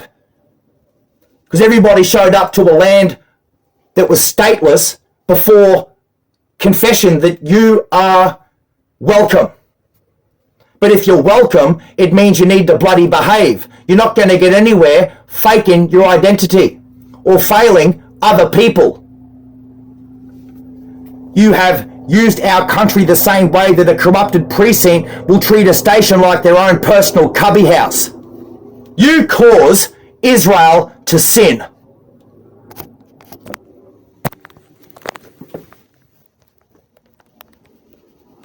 And I'm not afraid to say it because I'm not taking sides or sitting on fences or being some political essentialist. I'm not even blowing the fucking whistle for everybody's greater common sense. I'm telling you how it is. And I believe a lot of people would be gearing up to believe that it would have to be much, much worse to see the wrong end of a one-dimensional staff if that staff was taken out of your hands and put in the grips of Moses. If you want to see what your bastards do with the one-dimensional staff before someone like a Moses shows up with one. Because the story of Israel and Egypt is equivalent to the story of Australia and New Zealand. And you did kick New Zealand in the guts and have something to do with them, abandoning them. There's a bit of a story that goes with it. I'd hate to see you pretend that New Zealand wouldn't show back up and teach you right from wrong, or teach you true from false, or teach you your friggin' sins, or teach you your giggles and your hiccups and your friggin' vigilante bullshit.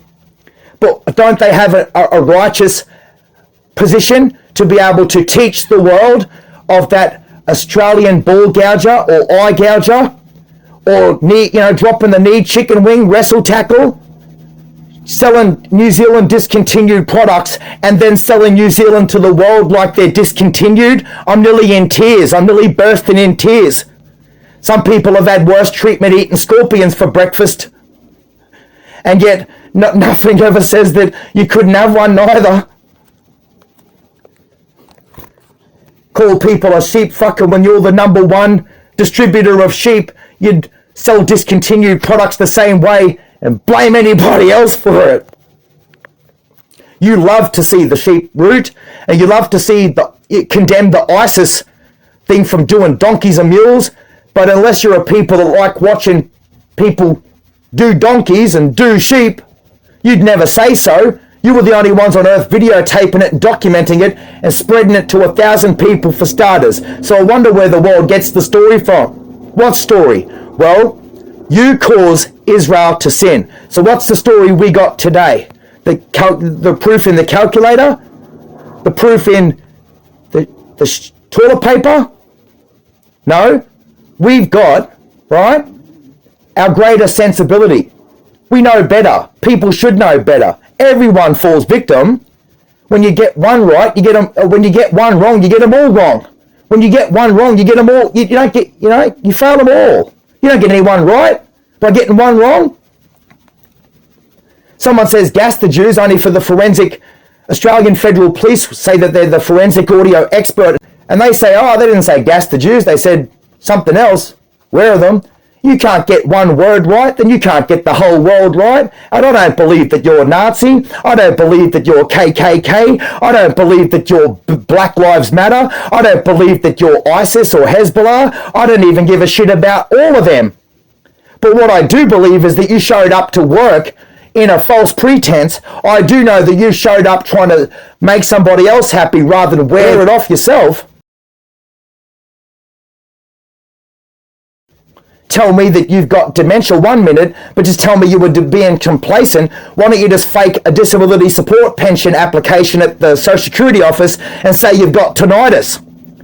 But yet, in the meantime, you've got a high-powered hearing impairment that forever just keeps your ears to the ground, only to relay a test phase capability for some kind of a technology that's too busy learning from you and all of your mistakes.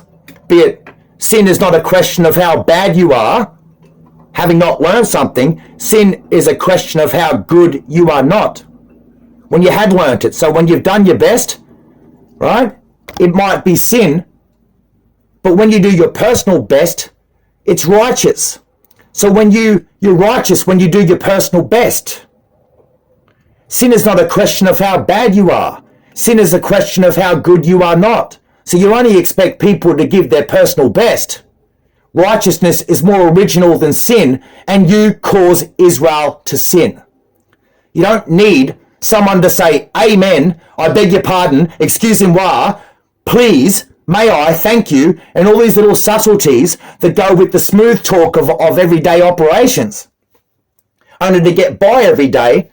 If people don't wear the muck and wear it off, you wouldn't even trust people to protect you. You wouldn't trust them to sit upright properly on a toilet before they take those seats and take those intelligence counters, sitting on their cock and scrotum all day. Of course, they'd rely on women to do their job as a receptionist or a secretary because they haven't got any. So therefore, it becomes all too familiar a product of getaways and great escapes because you ain't boots on the ground. So what is it to talk about your sin today? Never get you wrong. You'll only say, she's right, forget about it. Yeah, but she's never wrong nor so. So what would it be to take your word for it in the meantime? Selfish, self-centered, rebellious, because you were just doing your job. There's no job at stake. There's no enrolled tax position at stake.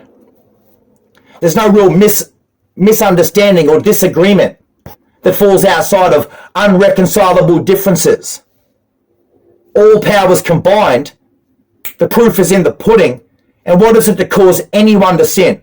What is it to cause anyone to get upset or to get sick, lost, depressed, have a bad day, angry, upset, you name it? Socialist communism. Right? Social security. Social security. Socialist A business communism. world is the same thing. A business world cannot rise above the image that it sees of itself. Social security. Therefore, a person, man, woman, and child can never see themselves the way greater or higher than the image in which is created of them out there in the business world also. Socialist communism. McDonald's can't outdo Hungry Jack's because the world just sees it as burgers, fries, and Coke. Social Just security. sees it as burgers and fries. You're supposed to be viewed, each and every one of you, like Adam and Eve, or Romeo and Juliet, Anthony Cleopatra, siding with LGBTQHIs, or vigilante groups, or political, what do you call it? Political freedom and liberty, Social justice. security. It's all gay. It's not God. When you go the Adam and Eve, Anthony Cleopatra, Romeo, Juliet, LGBTQHAI, right? It's all gay way, not the God way. You went the gay way, not the God way. Social security. You caused Israel to sin. So if anyone told you that you were gay, no one's going to disbelieve you. No one's going to deny that you're gay. If you went the gay way, Social and then security. say, yeah, but not like that, then what could it be, mate? French Foreign Legion. How can it be any other thing other than gay, or taking somebody else's word for it, rather than learn from your own mistakes? No one knows better than you. The moment it becomes somebody else, it becomes more than just a forensic mishap. It becomes more than a false identity claim. You say if some people had a brain, they'd be dangerous. You are endangering your own lives the same way. Not confessing, failing to confess that you're an endangered species, because any fraudulent people, any embezzlement racket is living and breathing an endangered species. It's just a matter of time before your shit comes to an end. You'll take too many right turns and too many brick walls, and you'll come to an end. And you, in the meantime, look to service strapping young men and women to do your services for you, and they're not going to go to the most dangerous place on the earth. If in the meantime they're going to tell you how bad their life is, their life isn't that bad at this very moment, or ever had been. It's just them escaping, or looking for a getaway, or looking to hide behind people because, of course, they can't even face their own pubs, clubs, and hubs. They can't even face their own people in the congregations and the council halls. They can't face them. You've built yourself damnable heresies. You've stacked up damnable heresies against yourselves. You cause Israel to sin. And believe it or not, the Christ is not Jesus. The Christ is something to do with the omen. Right? Omens are 1,000 times more powerful than karma. You got good karma, bad karma. Omens, good omens, bad omens. Omens are 1,000 times more powerful than karma, because that's what it is to either shed light on the fact or give people the picture. You can just tell people you're a professor, but when you show them the diagrams, then they're going to see it 1,000 times over. They're going to see that you were a professor. They're going to see in the end that it was real profession. They're going to see the omens. They're going to see that deadly omen. They're going to see that light that you never saw. You're just seeing an empty dark blackboard. I'm not speaking Czechoslovakian. I'm not speaking Austrian. I'm not speaking Hungarian. I'm not speaking Norwegian, Greek, fucking Spanish, or fucking Hebrew.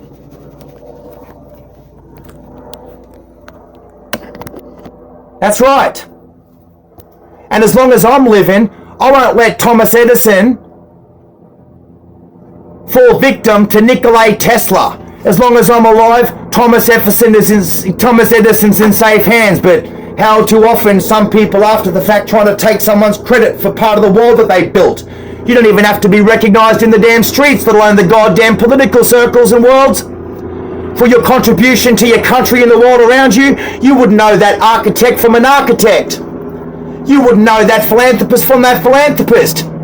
You wouldn't know that doctor from that professor from that historian. You wouldn't know that doctor. You wouldn't know that professor. You wouldn't know them. You wouldn't know the world that Bill Gates is trying to get back, in opposed to the world that Bill Gates helped shape that you smashed. No different. You cause people like him or others to sin, not because we're going to bring up a holy attachment between the Gates and the Israelis, but about the world, within a world, right? It does for you what you don't do for yourself. So it's only to your advantage. You can already see it's not to your advantage if you're going to pull out. Now, I've said recently that I fully support the integrity of Bill Gates, which means I'm fully skeptical about the innocence of Jeffrey Epstein. Because it seems like Jeffrey Epstein was a diversion protection agency. You know, when people look to travel, they say, I was going to Epstein Island. But you'll just tell, you're a businessman right? So you tell people you're going to Epstein Island in order to conduct your business schedules and appointments in some other way. It's classic stunt double. It's classic diversion tactics to be able to protect your travel appointments, your travel schedules, your business schedules. So you just tell people that you're going to Epstein Island, where a lot of key, powerful people have also said they've been to. But in order to protect your whereabouts, you'll inform the greater public that you're going, or those administrators, that you're going to Epstein Island, but really you were just being accountable to the Court of St. James. So therefore, he wasn't doing anything illegal or wrong, and he most definitely was not fiddling with underage people or committing in gross sexual crimes. Crimes of sexual misconduct. Not in 10 galaxies could you reinvent a story about some of these people, but of course it's part of the attack on America. So of course they're going to attack the Democrats. The Democrats are suffering because America's under attack. It's the same attack that's causing Israel to sin. And you can't afford to buy it. You can't even afford to not tell one bad haircut from the next. You'd shut down a Hormuz Strait because Kim Jong-un in North Korea have weapons shipments that they're always bringing to the joint. You don't have to develop nuclear weapons if somebody's already got them ready to go, pre-purchased off the shelf. That's the test of our time. It's not Iran and their nuclear weapons program, it's North Korea, and it always will be North Korea so long as China are scared to death, so long as the United States are scared to death, so long as Japan are scared to death, so long as Hong Kong is scared to death, so long as Singapore and Malaysia are in fact scared to death, so long as Australia and other regional partners can go to hell before they ever get scared.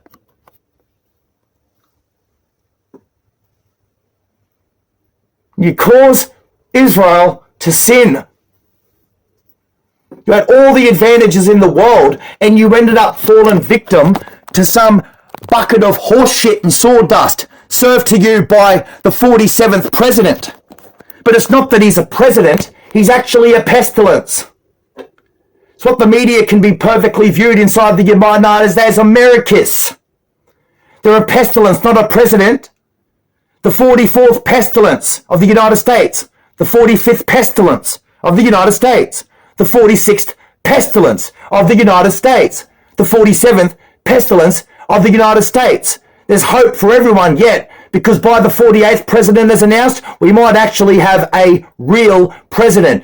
And that is also endorsing the good traits of J.D. Vance, the current vice president. He's a good man, and he actually looks like someone that shares everybody's moral sentiment. The one that says, make or break whatever you make of his stereotype skin color dress code, he actually just stands for good. He just likes to see good outcomes. He's just a good man.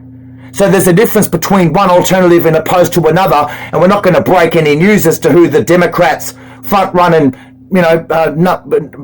campaign nominee candidate would be, right? That's right. So no offense to the Hillary Clintons, the George W. Bushes, the Donald Trumps, the Barack Obamas, and the Hillary Clintons of our world. Because, of course, we all know who Al Gore was, and we all know that it's not what you know that it's not what you don't know that gets you in trouble. It's what you do know for certain that just turns out not to be. It's like saying it was, but it turned out not to be. It was the entire time. It was, but it turned out not to be, but it was the entire time. The inconvenient truth. You've only got to sit people in hot water for long enough and see how they react. If they didn't do nothing, you were being boiled. You were literally burning in a melting pot. You chose to do nothing. You wouldn't be out there telling people you're like satanic or demonic or angelic or godly or government or gangster or something, would you? Because next minute we have to readily identify an identity complex suffered in militaries, medias, mafias, mobs, and even wannabe DJs, disc jockeys in monasteries that thieve their samples and their vibrations. What? For your hard drive or your hard life? It's like saying you haven't got any real people, sell one, sell a million. You've only got vibe catchers and dream catchers. And the last time I checked, that's what it's like whenever you service a classified job advertisement asking anything under the golden sun to bloody work for you. Just show up in a jacuzzi and just get the job, mate. You know, anything that walks in, just do my job. I don't care who it is, as long as they can do the job. Then it's like saying you haven't really got people by your side. You've only got vibe catchers and dream catchers. And if that's the bloody telling tale of the Western world, at least the English-speaking world, I'm pretty optimistic about Great Britain's survival, but I am really concerned about Australia and New Zealand because these people don't even know their elbow from their own a-hole. And that's really sad. With what hangs off your arm is no different than your so-called partner in life. It could be an accessory 1 minute or just a bloody enigma the next. You didn't wake up with the epiphany that says it was just an enigma, it was just an accessory, but you'll use people like a tool the same way, just a bloody tool, just to get you however far they're going to get you. That'll make or break them before it ever makes or breaks you, because it's all about you. If you haven't got what it takes and it's all about you, you'll advertise all too quick and you don't care who helps you to get you to where you're going. You'll just buy another day, like another week, another month, and another year to be selfish, self-centered, and rebellious and just live some kind of plausible deniability like you would have a business number or a workplace to open up every day. Never to tell your people to, don't ever become a haberdasher. Some people might say, what's wrong with being a haberdasher? I understand what you're saying, but does it have to be the same when you're frolicking or frivoling? Or would you have to be jolly or frolly? Just giggling, your little hubs, your little social media, giggling or having to, turn a blind eye to reality or let's say a deaf ear to conscience? Sin is not a question of how bad you are. Having not learned something, it's a question of how good you are not. When you had learned something, you think when you teach people, it's just like telling them. So when you teach people, it's just like telling them. But training is making them do it. It's like laps around the oval, push-ups, sit-ups, isometrics, drills. Not drill with the hand drill, but repetitiously going over plays over and over and over and over again so that you become somehow obedient to orders, skills, attributes, right? So when it comes time for the actual game of life, let's say, the game of life, those skills and attributes, comes automatically. So you know how to run around the bloody field 50 times over. You know the physical stamina and strength you can see you run up and down the field. You think young children are daft? Just like adults are stupid? They work the system out real quick, yet you apply it, and you think you're being righteous. You're only setting people up to be disobedient when eventually you're threatening people, endangering people's lives, and they're going to be threatened anyway. because it's more convenient for you to look for a getaway or a straight escape, or a little character and a little cast, crew, or company, and try to convince your electorate and your government that it's more important to side with you publicists and little half-casts and half-crews and companies than it is to do your damn reports and provide amendments to those reports, like it say, when all push comes to shove, you need to put aside of things and be right and do a strength test. It's like saying, what's the point of faking it if you don't want to face a strength test? Are you really strong enough to fake it? So isn't it bad enough that people aren't equipped or serviced with the materials, the resources, the manpower, and the intelligence in which to do your job when you ask somebody to do it for you? If you got people in a position of power that are weak, they're the ones that are going to be crying for a sandwich, not the ones that are going to be doing their job and being open and honest and accountable with their people to provide the financial position that you're in. Right? It's not for the faint-hearted, and it shows a lot of courage and humility in which to wear it and wear it off too. Whilst in the meantime, people have a job to do, others just wake up to bitch, whinge and complain about something they didn't get, even at a time when it wasn't designed to stop and just do something for you, you simple bitch. You can't say you ever got a shit sandwich and you're forced to eat it if you only said you didn't get shit in the first place. That sounds like a geriatric. That sounds like senile dementia. That sounds like a poorly constructed impulse. That sounds like a racist. That sounds like a poor politic. That sounds like a grumbler, a mumbler. It sounds like Me Too. Doesn't sound like Marley and Me. Sounds like the sequel, Me Too. Right? If it was Terminator, the sequel would be The Term. The Liquidator, if the movie The Liquidator, the sequel would be Liquid. So if the movie was Refrigerator, it would be The Fridge, wouldn't it? Silence of the Lambs, but of course the sequel's Hannibal. But of course, what's the point of having to get the sequel wrong if you didn't even know where it started in the first place? You cause Israel to sin. And you cause them to sin by claiming you're on their side, when they got every reason under the golden sun of Saudi Arabia's wonderful world and universe to watch it unfold. The revelations are being fulfilled. They're being fulfilled. You're still stuck in slavery. And you still ain't even escaping slavery. You're still slave to cotton. Shitty cotton. Just does not even fit to wipe your ass with, but you can at least wipe your ass with it at an extraordinary outgoing price. Slave, cheap commodity, maximum profit the same way. You would hide behind anyone just to get you as far as you need to. But somebody ought to tell these leaders in Australia and these senators and politicians in Australia, somebody ought to tell you all that this is not the Middle Eastern Europe. This is Southeast Asia.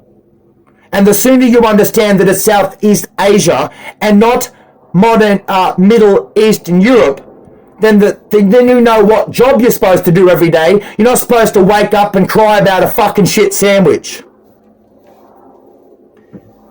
If you want to get with the times, then you need to get with the program. And the program is you are Asia Pacific. You are not Middle Eastern Europe. The sooner you learn that, you will give more praise and partisanship to leaders and actually provide a bit of,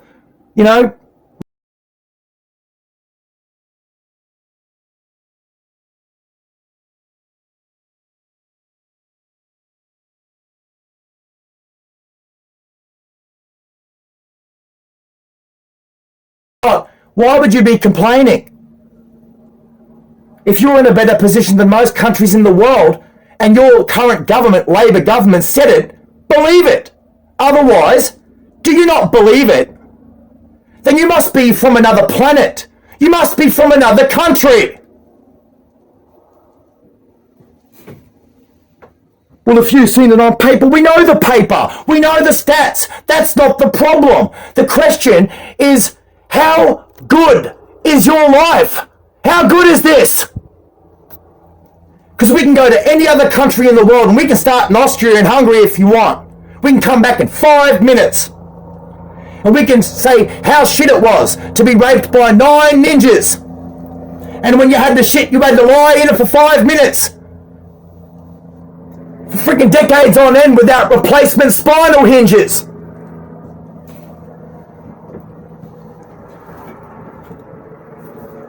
You got problems, but not quite like the righteousness that isn't being demonstrated or displayed by people that ought to tell it like it is. People are telling it like it is. People are doing their job, but the majority of account keepers and calculators, right, says that people in our country are failing the government. People in this world are failing the Middle East, including that little tiny nation called Israel. They're all being failed because you've got something to say, but you've got nothing to say. The existential threat comes from within. Repeat again. The existential threat comes from within. So if you're conducting more internal review rather than public appeal, then it's all about you and having to salvage and protect your enrolled job position, your scalp, your personal OTE wage brackets, and your own personal KPI results. In the meantime, you'll stand over every 1,000 negative in 1,000 frames per second and be the only people in the world choosing the positives. And you'll stand over all the negatives just to be the ones that get to choose the positives because it protects your OTE wage salary and it protects your KPI results. It protects your face in the field of media and entertainment, and it protects your world amongst integral class people that got better things to do than rub shoulders with pieces of shit like, well, pick your poison, because you have become incredibly bitch in a time like this in an unserviceable audience. The same audience that has, that forces us to live in suspended animation rather than reality bites starring Winona Ryder. You'll go with the Beverly Hills 90210 thing, just like you'll go with the morning news program and all the little fucking radio jocks in their little radio desks. There's about 4 or 5 of them every time, isn't it? The Beverly Hills, it's so expensive to live in Beverly Hills because they're drought-stricken. That's why they spend more money on hygiene products looking good all year than you receive on Social Security welfare. They spend more money on hygiene and smelly products, makeup products, because they got no water, they smell like shit. So they'll be the first to tell you that somebody else smells like shit, but they hadn't even spent $1 on that person. What is it to spend so much money on someone and then talk shit like it wasn't something that just needed a full-time job, like a 1937 Chevrolet or a 1939 Chevrolet? It's a rust bucket, it's got no wheels, no wiring, but if I work on the rust bucket of a thing, it'll have a full-time job and look like the best fucking car out there.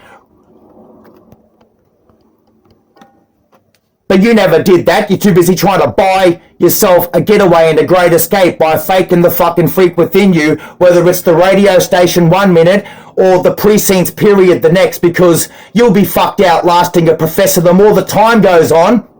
You want it over in a minute. He's got 1,000 days, 1,000 hours, 1,000 years before you will try to end it in a stunt double, all wrapped up in a testimony that you don't practice. The problem with a country like this is that you say, it's not a question of how bad you are, having not learned something. It's a question of how good that you are not, having learnt it. That's Australia to a T. Because you ain't practicing testimonies. You don't practice testimonies the way that good Ipswich man Israel Folau. He is a good man and he is a good family and they are a neat group of people, and he did nothing quite like the world made him out to be just by spreading false stories or singing somebody else's song. He is a fundamentally decent, good human being that never ever deserved the bad publicity that he ever received had you known just how good of a bloke he is and he wasn't taking an attack or a slur on anything. He was brought and reduced to tears while he was practicing his own sermons. He is a good man, and his family are a good people, and they are real good people. And all Australia did that day was self-inflict harm upon themselves by failing Israel Folau to take part in the International Rugby Union World Cup, because Israel Folau was the best rugby union player on the planet, and if he wasn't, name me another one. It wouldn't matter, because it wouldn't be from Australia, and at the same time, he's your best player. Not only is he your best player, he's got nothing to apologise for. That guy from Ipswich. So you cause him to jump in front of the spotlight for all the wrong reasons, all the bad reasons, all the bad publicity. It's not a question of how bad he is, having not learnt it. It's a question of how good that you don't see he is by the time you learn it.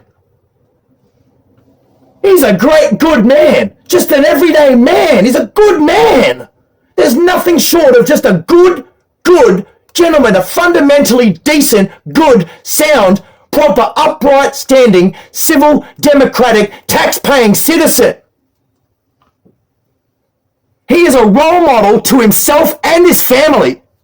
And to you all, he's just a good man. If you didn't know it, where did we see the testimonies all too quick showing up to save him? You did it, but at his expense. He deserved every calculated $1 million compensation that you could afford him. You stuffed him.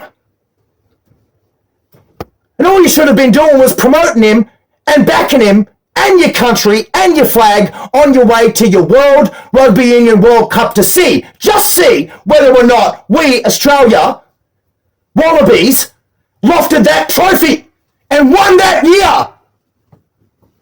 But you did self-inflicted harm, and I didn't say it was from the Middle East and Europe. You're accountable for your own people. You did it right here in the heart of Oceania Pacific. And people like him cannot be afforded to be taken for a sick joke like I am. I'm not going to be taken for a sick joke neither.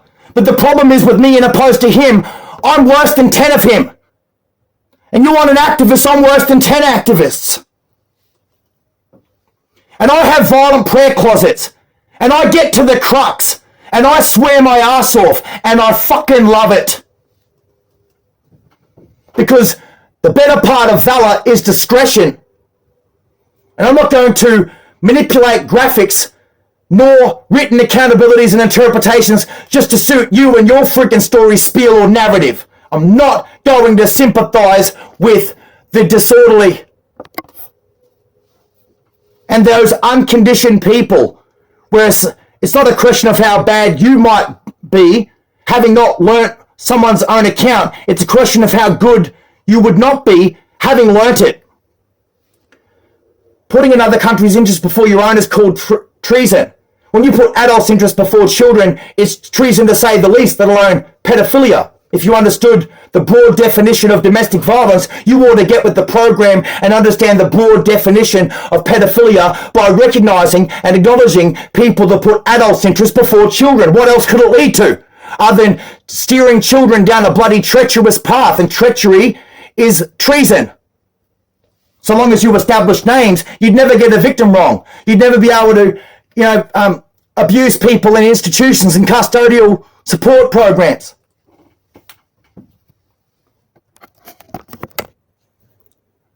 Do you understand half of the battle with these protagonist viewpoints? That, be it those protagonists out there don't stand the scrutiny test. It might just be that you're in a position, but you're not qualified. You just bear a reputation. And the reputation ought to speak for itself if it means you failed to step up and do a strength test. Or you fail your own country the same way, just not providing a resitting for your qualifications, or to stop and do a PT test. Every day. Ridiculous profiles need to be thoroughly examined. So much as it is reputations that outweigh qualification, you can't afford to do anything half-assed or half-hearted. It only leads to half crews, half companies, and half casts. Half crews. A boat can do it for you, but but you shouldn't be doing it with the boat. It's the same way. Of course, if you've got to keep a boat afloat, but if you're sinking just trying to take scoops of water out with a bucket, you're not really doing your job. You're just what we would call a useful idiot. Useful idiots. And you cause Israel to sin the same way. You're taking scoops out of a sinking ship with buckets with so-called employees that look like they're doing their job, but you're just a useful idiot. You got to bring it to shore and fix the hole. You say you can't do that. Then, of course, you know you can. But you're causing people to sin because you could be right there, just like the child smuggling racket in Thailand, in Samyak, to the secret border in Burma or modern-day Myanmar. You know that it was a child smuggling racket. That's why Taiwanese people pray for their sons every day to Buddha, that their sons don't go missing across mysterious borders into the hills of Myanmar and Burma, and God knows where they end up there. Right? But you were right then and then you had your obligation to teach the world that you smashed an international child smuggling racket right there on the border of Thailand, Samyak, in a mysterious cave. That's how you smuggled children into another country. But who was the ones that stood over the hole and said, we'll take it from here. We won't do that. That was Australia and Britain. That wasn't India. That wasn't Elon Musk. Because of India's unselfish and courageous acts, and because of Elon Musk, people are informed what was going on there, a child smuggling racket, as if it isn't obvious. They didn't foresee what they were in for, but they got themselves stuck. But why wouldn't you jam them up if it means now's the time to release the global news that you smashed a very important child smuggling racket right there in the heart of Southeast Asia? Southeast Asia is the home of child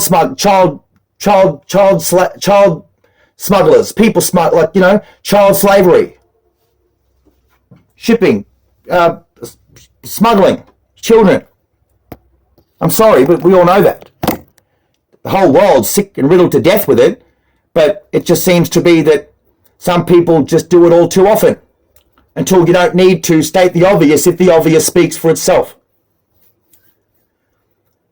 Too many people in Ukraine have gone missing. Too many people in Israel have gone missing, and America's looking for their missing kids since time immemorial.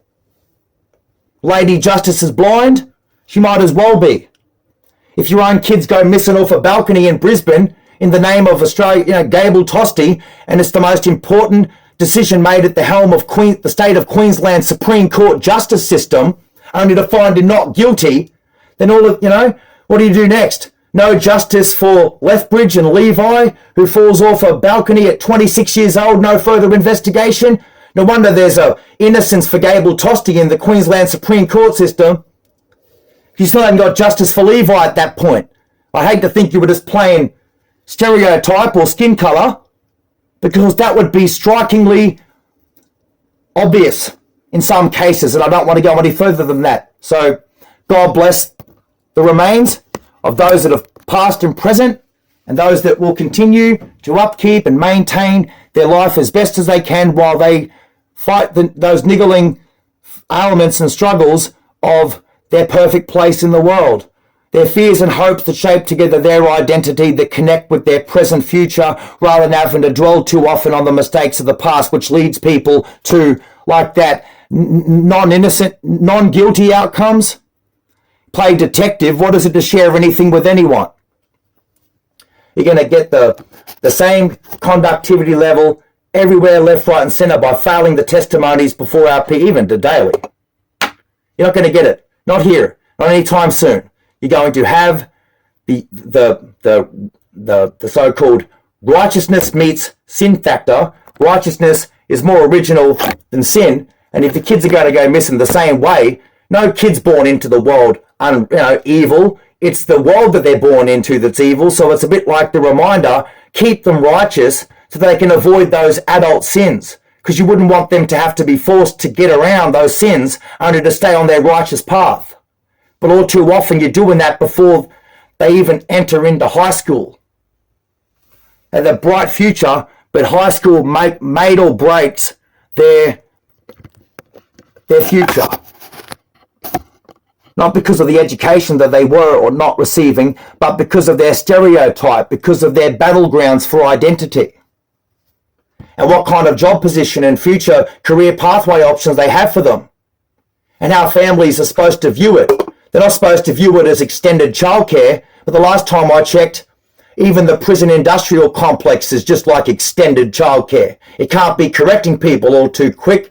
If it wears the name Department of Corrections, you can see all too quickly that you have undermanned and undermined and under-resourced the Department of Corrections and fail them to do their job properly, which I'm sure they probably want to do their job properly, but it's too busy being swallowed up by the corrupt health system and the corrupt, legal, as much as the corrupt government lobby to the Greek club or the United States of America, not Israel. It doesn't have to be viewed as anything other than a tearaway suspects. You're not an Armenian monkey trainer, are you? You're not a Middle Eastern gospel country singer. Or you're camel toe kissing face down in the dirt sandman. Abominable snowman. All you do is kiss camel toes. The same way you meet and greet people with a kiss. But only some philosophical junkie would do that. You can't even call people a man or a woman these days. Supposedly you have to be sized in the Supreme Court justice system. The judges themselves have to answer correctly what a man and a woman is. Other than what? Well, where do you go with that? Will you just hurry up and kiss it on the mouth before it runs through you? You cause Israel to sin. You ask to kiss them on the fucking mouth, and all you do is leave them destitute, naked, without food and basic needs to pertain human life, which has a knock-on effect to their regions with or without having a look at a big cockfight being stirred up.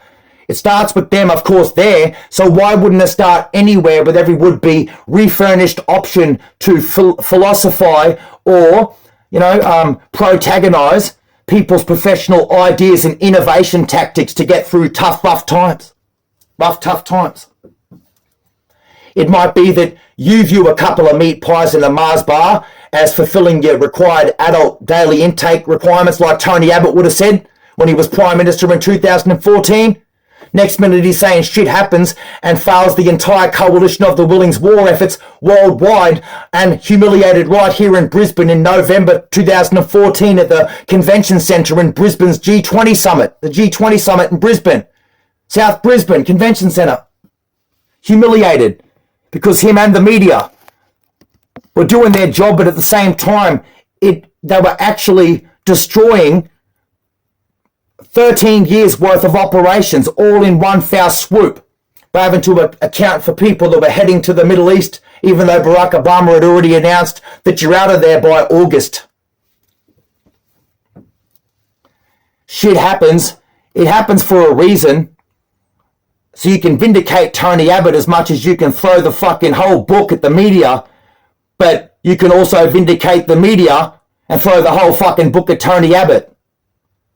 So it's not a question of how bad you are when you didn't learn something. It's a question of how good you are not when you learnt it. So therefore, I don't believe that shutting the fuck up and doing your damn job is a bad policy. But you're not going to achieve that by introducing hate speeches and gun laws. Because all hate speech and gun laws is in one foul swoop is called words of bullets. 2014 Deputy Prime Minister would have also converged upon the National Treasurer at the time, Mr. Joe Hockey, under the LNP government, when he said words of bullets. Everyone was saying words of bullets. So when you say words are bullets, it's like saying hate speech and gun laws. So why would you question what somebody said unless those fucking things that people were saying was enough to kill people? like bridge over troubled waters, or like knowledge passed from father to son kind of thing at Bondi Beach. I didn't see no Chinese warship in the background, but you can all have that. But you ain't going to see a Taj Mahal or an oasis in the desert in the world of artificial intelligence. Capiche? Comprende? Good. You cause Israel to sin. You think you're doing the best thing by everyone's race, culture, colour, creed, religions, faiths, disability, handicaps, and physical ailments, and whatever, enrolled tax position or financial position they stand from? You're misrepresenting as much as you are failing. It's self-destruction. Universal depravity demands universal destruction. Is that what it's all about? Well, of course it is. You become so depraved that like depravity, like the demands, like the depravity, therefore like the destruction. Universal depravity demands universal destruction. It's not a supply problem, it's a demand problem. I should have been able to buy a packet of 12 notebooks for $8.99, which Amazon.com, Jeff Bezos, whatever his name was, he's allowing me to buy a packet of 12 notebooks for $8.99. But Australia says if I want it, I've got to buy for $35.99. Not because it was being shipped from America thousands of kilometres away with petrol costs included, but because I wanted brown notebooks and not green ones. If I want green, I can have $8.99, but if I want brown, they're going to charge me $35.99 in Brisbane because I wanted brown ones. It's not a supply problem, it's a demand problem, because what you're saying is you're willing to take my $36 to give me some brown notebooks. Why don't you just wipe your ass with toilet paper and try selling that instead?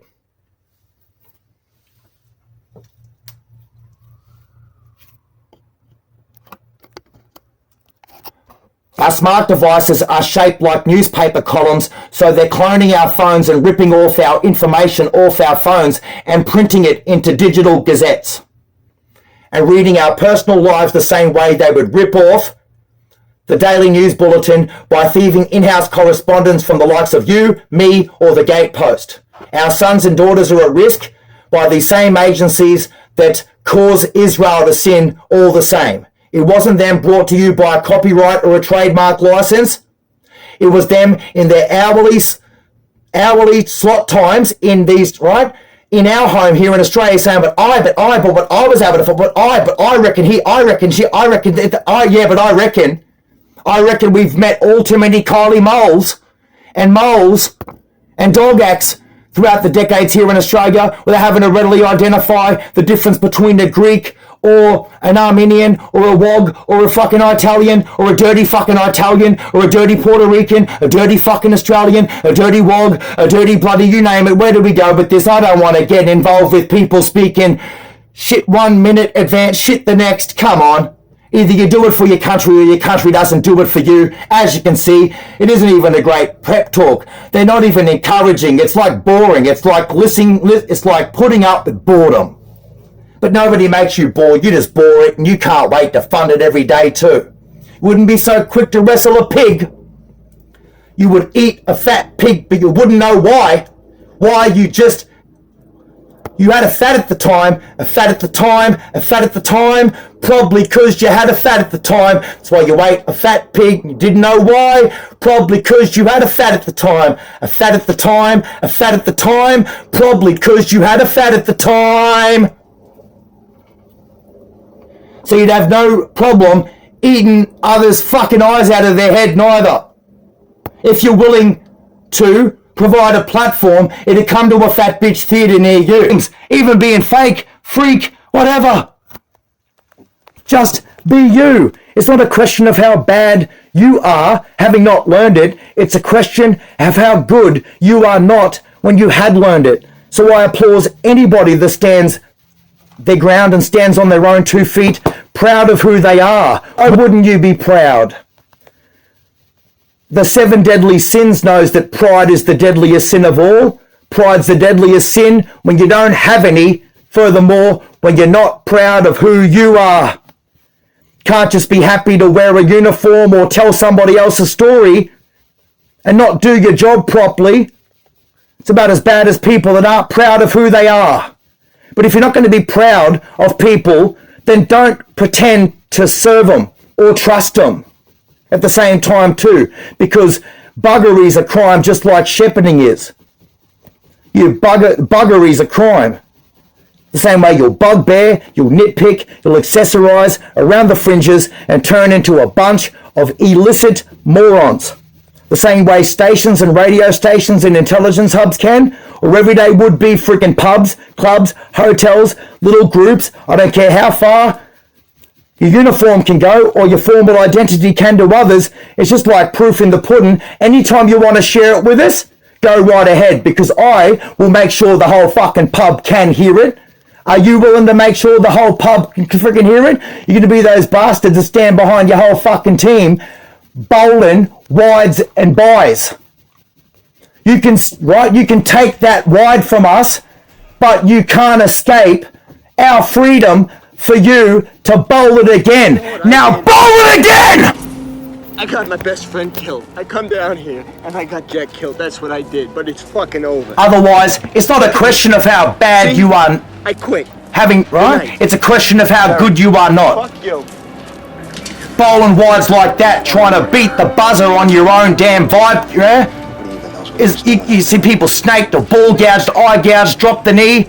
I've had to suffer the reverse trend of that my whole freaking life, because all I ever did was get over the fucking line. Others are just too busy thieving my identity just to keep going in my name with my fucking jersey number. Just so that I can do it. I want to do it. So they thieved my jersey, they thieved my uniform, they thieved my credentials, they thieved my results. They just want to be the one that represents regionals, and I'm the only one that got over the fucking finish line. Faced with it my whole damn life. Fucking white man can jump and can't rap. But if a white man can rap and can jump, you're going to be faced with a lot of people that are stuck behind a wall screaming to not leave them behind. First of all, this problem we got here, this is your responsibility. Spare a thought for Israel Folau. Spare a thought for duxes of the college. Spare a thought for the academics of our land. You've got a small percentage of distinctly educated, right? You've got the smallest percentage of highly distinct educated people. We're not going to get into melodrama, are we? Sob story, as much as an everlasting sympathy ticket. Either get real or get with the program. If you don't know where you come from or what you're doing or what's happened, ask for assistance in which to support. Search it. Invent the story, reinvent it every step of the way and put it together as best as you properly can, but only apply facts, truth, fairness, justice, inequalities, common sense that don't go with traditional traits, theories, genres, themes, even being fake, freak, whatever. You cause Israel to sin. Their grievance is just as bad as yours. It's just a question of whether or not you're willing to share that story. Some people have a bad hair day. Some people have off days and Thursdays. Right? But you're supposed to just tell it like it is. Everyone plays their respective role, and it might just be that it falls outside of the control in which your life or services, specialist expertise operates. So therefore it's a reminder just to play your position, just like file and rank, just like chain of command. And who are you to fail exploitation and distribution? You can take our wide when you try to cheat on the fucking runs board, but you'll never take our freedom to bowl it again so long as the umpire has the call and does his job properly. Now bowl it again! Just like the UFO departments, give it to the fucking world and give that public appeal.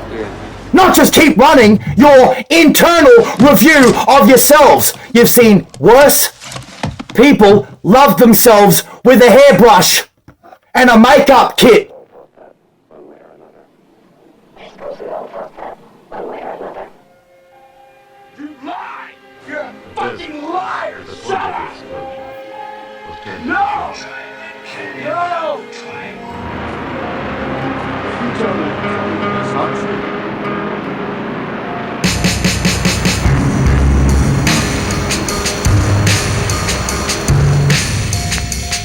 all Jews are political Zionists.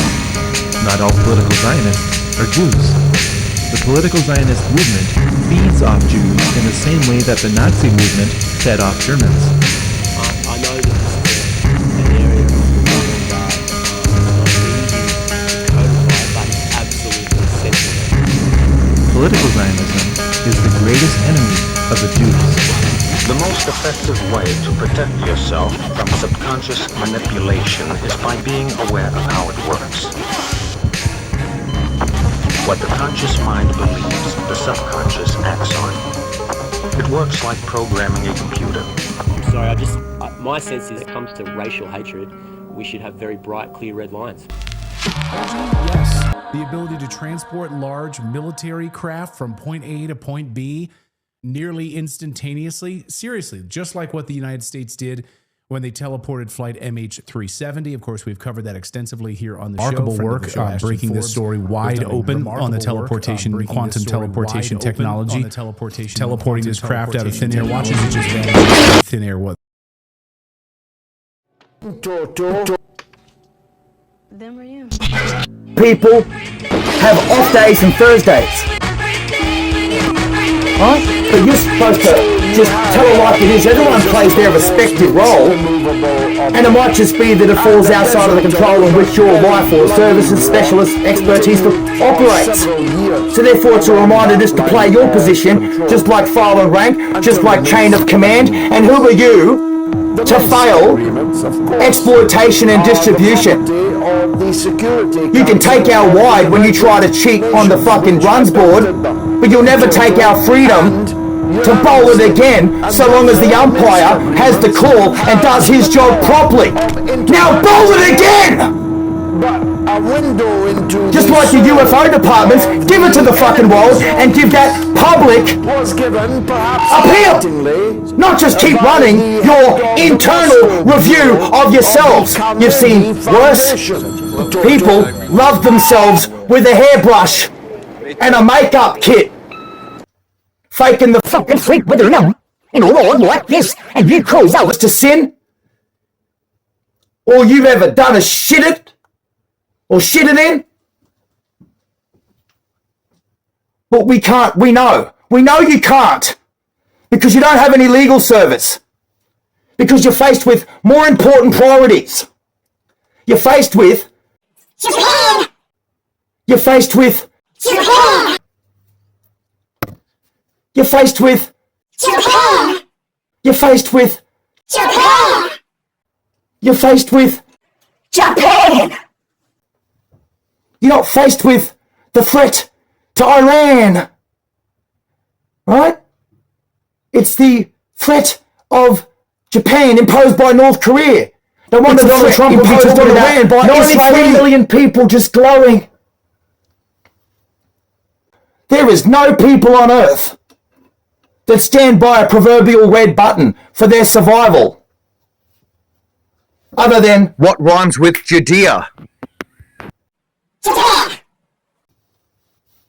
Here we are 80 years later, and Japan still has to apologize every day just for living and breathing. You'd think you would be too, but unfortunately, they're the ones in direct threat and impact by these proverbial red buttons. No different the way the shit stops and starts. Yeah, they've got technology that can end you all, but you know what? That'd be the first one ended. You want backdraft? You want backburning exercise? That's what it's like to look at everyone in the Middle East like they would just had somebody came in to stir up a cockfight. But America doing blow blows on Iran before they can even start and square off, which doesn't look like Iran give a shit anymore. So if you can't keep whacking them to give somebody more of an advantage, then maybe you'd like to switch your shit on and off for a couple of days. And then turn it back on. Because you ain't got enough shells to intercept everything. It's not a question of how bad you are, having not learned. It's a question of how good you are not once you learn. So no Iron Dome is going to help America because it would never defend Seattle, Washington for starters. It would be a holy motherfucking firestorm of fire and brimstone raining down outbounds Neptune. Everyone would just be waking up waiting for Halley's Comet to arrive and fight each other through World War IV just to get access to Halley's Comet to see if they can get a couple of $100 billion worth of natural resources to keep the pus bucket and the rice beater going. So the question of what you, right? I know. Who needs a telecommunication device? Wherever you are in the United States, you'll get Australia is no longer the lucky country. It's the unaffordable country. They need to leave Australia and look at countries like Thailand, Vietnam, Bali, and Malaysia. This is where Australia has got itself. There's understandable rage out there with what's happening here in Australia.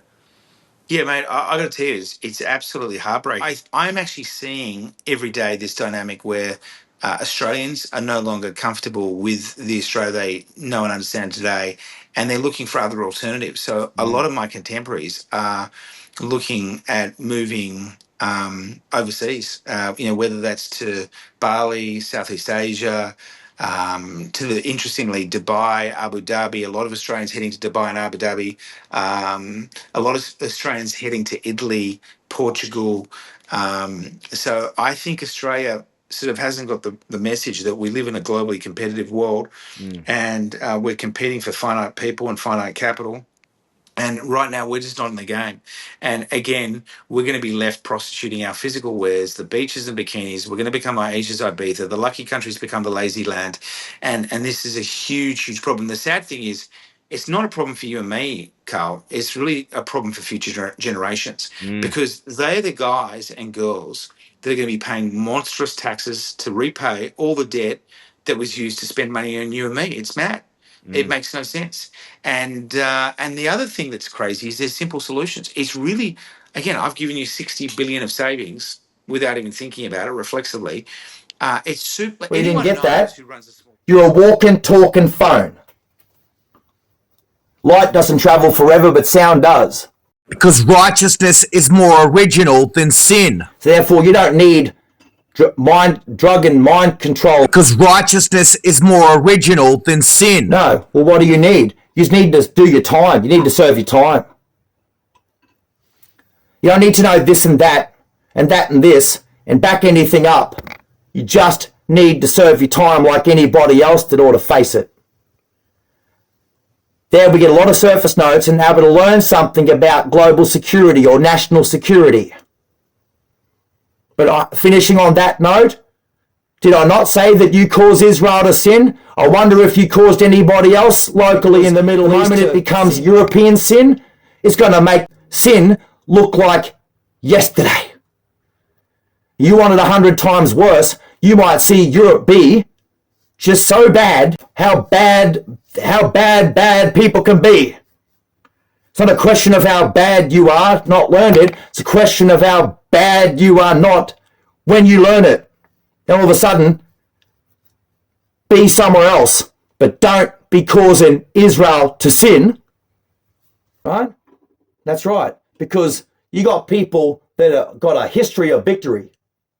Others, well, I don't think you've ever won a war. Sometimes it seems like you need world war just to come through and survive and come through. You got hundreds of billions of dollars for Ukrainian people, something about their house and home, but you've only got $700 for Hawaii residents in Maui after they lost their house and home and everything.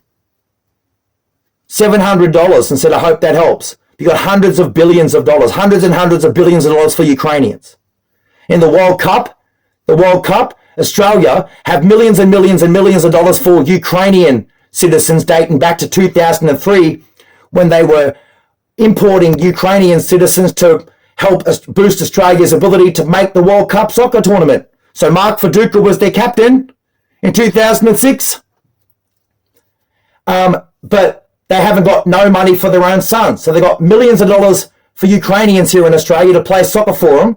They got millions of lives at stake just to be able to smuggle Ukrainians and Eastern Europeans into Australia during costly world wars for 80 years straight, or anything post-1933.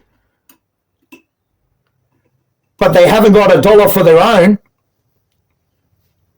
They've got hundreds and hundreds of billions of dollars for Ukraine, something about their house and home. But they've only got $700 for their own citizens in Hawaii, subsequent to the Maori fires. Is that because $700 is the only money that Oprah Winfrey and Dwayne Johnson can afford? Because Dwayne Johnson and Oprah Winfrey are handing out a disaster recovery relief package and saying, I hope this helps. The government don't own it. The government are looking for a 53rd state to recover 2 that they've lost. I thought America had 52 states. So how could Canada be the 51st 1 minute and potentially Israel 51st state the next if the land of Australia was always the 53rd state of the United States of America? Because whether or not America hold on to California or not is the difference between remaining 50 states or dropping to 49 states. And it's only built for Cuban links. 47 1 minute, 48 the next. Did you say the 20th century or the 19th, Marquez? I appreciate you, friendly. I appreciate you listen to me. But I know my history. And you will use people just to get your way 1 minute and love them while you use them. As soon as you don't, you will kick them to the curb, condemn them, and want nothing to do with them. You've never been different. Fucking volatile the petition, I do it, give you shirt off my back! Foul history, you cause Israel to sin. We as a global mass can't afford that. We got the story, that's why we've got a good book in the meantime. And that's not an escape route. You make a funny. That's to keep good. Because God is good. Right? How do you spell God? G-O-D. Wrong. Spell it again. God. G-O-D. Wrong. Now spell it again. God is good. That's right. G-O-O-D. God. God. You can't go back to your congression. You can't go back to your church and become dumber than when you first entered. It might be that you don't know how to spell period. So I appreciate your novice approach. But as you get on further in time, you ought to know that God is good. Because if he's not, and that's not the way that you're writing it down. Don't be blaming God for your problems. It's not a question of how bad you are, not learn something. It's a question of how good you are not, having learnt it. Can't you just keep it good? Sun-loving, fun-loving people. If they weren't sun-loving, fun-loving people, then they're more likely Dracula than fun-loving, sun-loving people. More likely Dracula. We're supposed to wake up caught in the riffraff of the discussion of whether or not you will do for your country what your country can't do for you. And all you people do is foul testimonies. You won't even get excited. I'm more than happy to provide you some excitement. The only problem is when you're told it, you're not going to believe it. I don't care if you fell off your chair. I don't care if I found lasagna in your brains. Right? I'm going to talk about religion, science, fiction, theory, militarism, sociology, or civilization. Right? You're going to do math. And I know you don't like math just the same way you don't like tasteless, nasty, horrible vegetables with your name on it. But you'll still go ahead and shove that down people's throats like a bloody rubbish bin. Go figure. You cause Israel to sin. It's just easier for them to put up with it rather than you to wear it off. That's like having to start at the World Trade Center in September 11, 2001. Rather than go halfway across the planet and blame somebody else, how about you start in New York and work your way back? Because you weren't working it back to Minnesota or Minneapolis. You're probably walking it back to Nova Scotia. Till you found it in a Commonwealth Air Force base.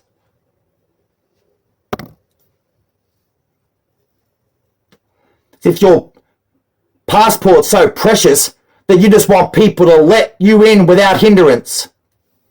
Because money talks and bullshit walks. The way you comb your hair, the stylish clothes you wear, the little things you do, son and daughter of your father and mum, some people are called weak by their own people. The biggest threat to our Western world is not weak men. The biggest threat to the Western world is saving our sons and daughters from falsehoods and fallacies. Some people are still living in a falsehood and a fallacy because they're trying to make their father proud. Some people fight in a kumite to make their father proud.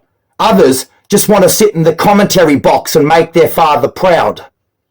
But if your father was already passed, what could be weaker than that? Before you start looking at somebody else and just condemning them as weak before we even pluck it off the shelf. And look at a dummy manual of how to coexist with whatever strength that presides in you, or to be admonished and testified. Like you haven't got a spare moment but to encourage and to uplift and maintain your people's health, wealth and self-determination. They buy into your struggle and all you've become is a podcast fashion designer for artificial intelligence backgrounds and foregrounds. God save the Queen because nothing will save the Governor General. Who's that, a Joker? At least he's not the Joker. Who's that, Heath Ledger? Yeah, Heath Ledger's the Joker. Heath Ledger's not the Joker. Heath Ledger's dead. Seen worse outcomes in a Van Damme movie where everyone bet against him, but all he did was just jump up and flog you.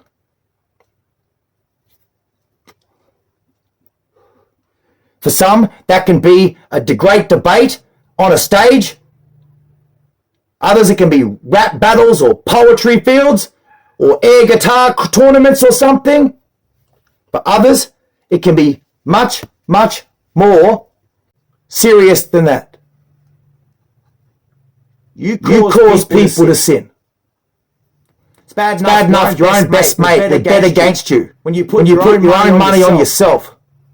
That's you say stay down and just collect his money? Communism. Wrong bet. What were you doing the entire time? Scabbing, huh? To stay down and collect your money. Scab from me and only accept your money. You only got Social Security. You scab from me communism. And just stay down but accept your money. And I myself only have Social Security as a result. To stay down and collect your money. That's social communism. That's all the money you've got? That's a dog act. That's all the money you've got. That's all the money you've got. That's all the money you've got. That's all the money you've got. Why would anyone have Social Security unless you were worried about the security of your society? You're forever worried about the security of your society, and that's why you've got Social Security in place? That's a dog. That's a dog. So don't call it social democracy. If that's all the money that you've got for me, scab labouring for a whole generation off me. Scab labouring for a whole generation off me. Scab labouring for a whole generation off me. Scab labouring for a whole generation off me. And that's all you've got. That's a dog. You're a coward hiding behind folklore, riddles and fables. Story fables. Something about your sister or something, is it? Boy.